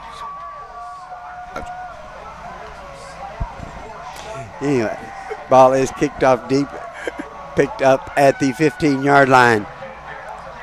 Swings it around to the right, and he barrels up to the 40-yard line where he's finally upended there by number 21 of the Lakeview Chiefs, Ganaway. Garavay? Garavay, he's a little blurry down there. Zayden? I'll tell you, I guarantee you this week, Coach is going to be working, our Chiefs head coach is going to be working on special teams kick return. Fort Stockton has returned the ball extremely well. We got 1 minute, 53 seconds left, but that's probably going to be a sore spot. But again, it's room for improvement. And if you're Fort Stockton here, you just go ahead and try to see what we can do if we can get anything deep. I mean, see if we can maybe get something deep and see how our quarterback's arm looks like right now during game condition. See how our line holds up against a deep pass rush too as well, because that's something you need to know going in.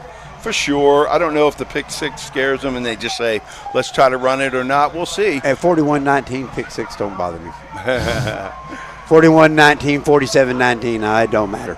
You're right. You're right about that. It's not going to make a difference either way for sure. So we'll be 1st and 10 from the Fort Stockton 41-yard line. Ball handed off. Well, I thought he handed it off, but he took it up the middle. As May gets it up to about the 45. They're going to mark him down at the 45-yard line. So a gain of 4 yards on the play. Yeah, I think they're just gonna read option run it. Yep. Oh, Here maybe we go. not. Just May getting set for a pass. Gets it out there to number 12. Nice catch out there. Nicky Sotelo again. We've been calling his name quite often tonight for the Panthers as well. Yeah, he's one of those guys that's predicted to do really well for them. He's a talented young man. But we've got 1 minute and 28 seconds left. Timeout called. You can't take them with you. They don't go into next week. You might as well use them. You are exactly right. We're sitting here at the 3-hour mark of this ball game. Long high school football game. I still got a long drive home. Well, and I'll tell you, again, you look at the score, you'd say, oh, it's a blowout. It was a real competitive game up until halftime. I'd almost say fourth quarter, though. Yeah. Till they had the couple of turnovers and then the touchdown. Fort Stockton came out a little hot at the half. Yeah. And they had all the momentum, but Lakeview was able to grab it back, and they just took over since then. Yeah, once you're right. Once they hit that one, then it just seemed like the floodgate opened a little bit. And it went from anyone can win to this game's over. That was one of those tear your heart out plays. Well, the big fumble recovery by Connor Williams, and he may have caused it too. The pick six. The pick six at the end to confirm it as well. So here we go. May steps back, and he's going to get nailed as he throws the ball. Oh, that was bad play out there. Good thing it was in because he just reached out there and grabbed him. Who is that out there in coverage? Number 13 for Lakeview. Yeah, Isaiah Rivera. He put his hands on him late in the play. If it hadn't been overthrown, that would have been one of those plays of could have been. Could have been for sure. If he grabs a hold of his jersey, you're going to get a hold there at least. 2nd down and 10, and you've got to keep your mentality about you during a game like this. This is where you test your skill and where your head is. 2nd down and 10. Ball handed off up the middle. About 1:19 left in the ball game. Jeremiah Rivera with the carry. They just run the ball up the middle, keep the clock running. Looks like Lakeview's trying to get some guys in, give them a couple reps, a couple of live game reps. Down to the 42. May surveying the field, gets the throw up. He's trying that hook and lateral again. They were trying the hook and ladder, only got it up there too high. Receiver was number 12 for that would be Nicky Sotelo again. And Isaiah Rivera on the tackle for the Chiefs. And they got him down inbounds. Clock keeps moving. Defensive coordinator sent some of his big guns back out. He didn't want to let another touchdown up. May steps back, gets it out here, a little swing pass out to Sotelo again. Sotelo. Nice gang tackle there. Yep, down to the 27. And I'm not sure if I'm Fort Stockton right, I don't keep feeding Sotelo. I don't want him to face any more hits than he has to. So we got 23 seconds. That should be. Well, they got a timeout on the field. We have a timeout on the field. 23 seconds left in the ball game. 41-19 is your score, as the San Angelo Lakeview Chiefs look to move to 1-0 on the young season, and the Fort Stockton Panthers to 0-1. It's been a pretty good game so far. Again, yeah, the score doesn't really indicate how close this game was.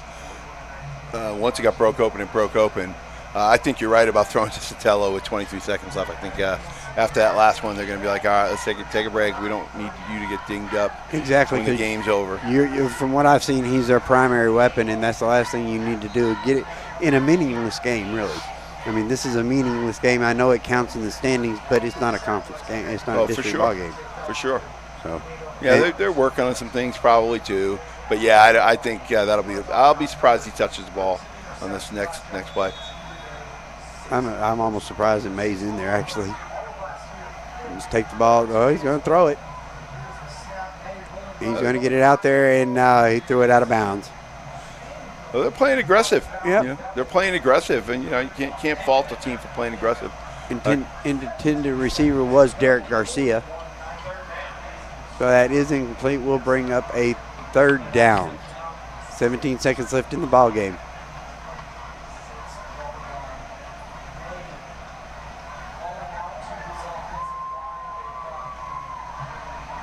Let me check on the score here, see how the May takes the snap, ball's on the ground. And it is picked up by May. The clock will keep running. That will probably be the last play of the game. Nope, they're going to get a timeout. Timeout Fort called? Stockton. Here's not a surprise, but our defending state champ Wall Hawks, 42, Canyon West Plain Wolves, 35. And there's 22 seconds left on the clock. The Wall Hawks is just battling all night from behind. Good sign. The Ballinger Bearcats have defeated the Eastland Mavericks by a score of 27-6. It is the early Longhorns 28-20 over the Merkle Badgers as they begin the fourth quarter of play. 51-0 is the McCamey Badgers over the Alpine Bucks. 16-7 is the Andrews Mustangs over Clinton Lions. That is a final. See what else I can find here. The Iran Braves 30-24 victors over the Kermit Yellow Jackets. Colorado City and Roscoe still tied at 22 with 53 seconds left in the ball game. Snyder taking it on the chin, Canyon destroying them by a score of 59-13. We will have that game next week from San Angelo Stadium as these Lakeview Chiefs take on the Snyder Tigers. Ball snapped back to May. May get looking. He's going to get buried, and he's going to throw an incomplete pass. It's going to stop the clock. And we are going to get a turnover on downs. It will be the Chiefs football, and they will go into the victory formation, and that will be the ball game. 5 seconds left. It'll be a kneel down and over. Hawks edge it out, 42-35. That must have been a heck of a ball game. Yeah, I know our crew's excited over that one out there because they're excitable anyway in a blowout for them, so they get excited on a close game like that. Oh, I bet it must be a heck of a game. Yeah, I bet. We're happy for our Chiefs, right? Our Chiefs are looking good. They really finished strong here. Great game for them. Great way to start the season. You talk about the Wall. You know, the Wall fans are happy. The Wall players are happy. The Wall coach is probably not too happy. I mean, you're happy with the win, but yeah, not the way it happened. Having to come back like that as the defending state champion. That will be the final play of the game as Avizo takes a knee. It will be a 41-19 victory by your San Angelo Lakeview Chiefs here on the opening night of Texas High School Football. Friday Night Lights is here again. and I'm glad to see it. Yeah, great game. Again, we'll keep talking about it. I think both teams learned a lot about their players. I don't think either has, obviously, mistakes and not winning for Fort Stockton, but they don't have any reason to hang their head. They competed pretty much until the end there, and then just kind of key mistakes, and they felt, I wouldn't say they fell apart, but they kind of fell apart a little bit in the fourth quarter at the end. As a coach on either team right now, you've got to feel pretty good. You came out of here with no injuries. That's an important factor. We didn't have an injury all night except for cramps, so that's a good thing there. And as coaches, you're looking at this game as something you want to see what you have to go to work with. And there's plenty of things out there for both coaches to work with. Yes, San Angelo Lakeview took the big victory tonight, but there were times where they looked sloppy. And, that's got to get cleaned up. You got district coming in. You got a tough district schedule ahead of you. You got Andrews in there. And that's never an easy schedule. And you still got to face off with Big Spring. And Big Spring and San Angelo always play each other tough. And that will be a homecoming game for Big Spring. So they're traveling down to Memorial Stadium, 83 miles north of here. And that'll be a big game as well. Definitely, for sure. I think, for offensively for the Chiefs tonight, trust and confidence in Chris Alviso. Exactly. I mean, don't get me wrong, nobody's perfect. He didn't play perfect tonight. He missed a couple of receivers. But when he needed to be, they had the trust and the confidence in him to keep the ball in his hands, to make decisions, and he made some critical, tremendous passes, especially late in the game. And, it's special when you have that, the trust. All right. And like I said earlier, I think I'm going to give the defensive player of the game is going to be Connor Williams. He was just all around the ball all night, had a fumble recovery, had a couple of sacks. Good job there. The safety, the block. And the safety block as well. Yeah. Offensively, I'm going to go ahead and give to Chris Alviso. He did a good job running the offense tonight, stayed calm, cool, and collected, did what he needed to do for the first game of the year, walks out of here with a victory. Great way to start his senior season. Oh, for sure. And I think his slot receivers did a good job. Those jet sweeps really started to punish the Panthers on the outside. And definitely. And I'm really excited because if him and Juju ever get that connected on the outside, this could be a big play offense, stretch that defense down the field. It's going to open it up better for Rodillo and Alviso on the keepers to run the ball around. A defense needs to step up a little bit. They're going to have to get a little bit more aggressive, get meaner. For sure, and I think you got to get. I'm with you on Connor Williams. I think Juan Ramirez had a really good game too. Isaiah Fuentes had that pick six at the end.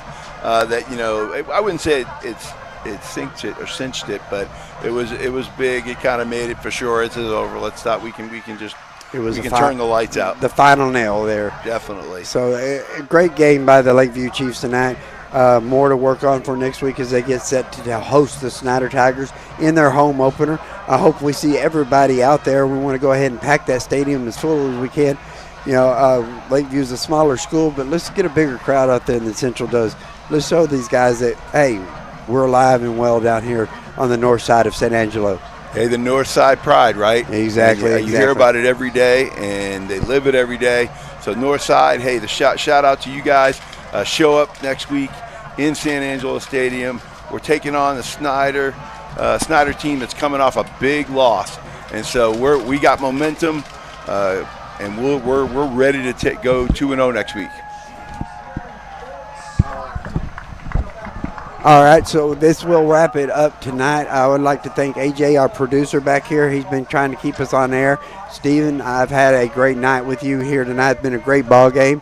I'll see you next week at San Angelo Stadium. I believe AJ will be out there with us probably as well.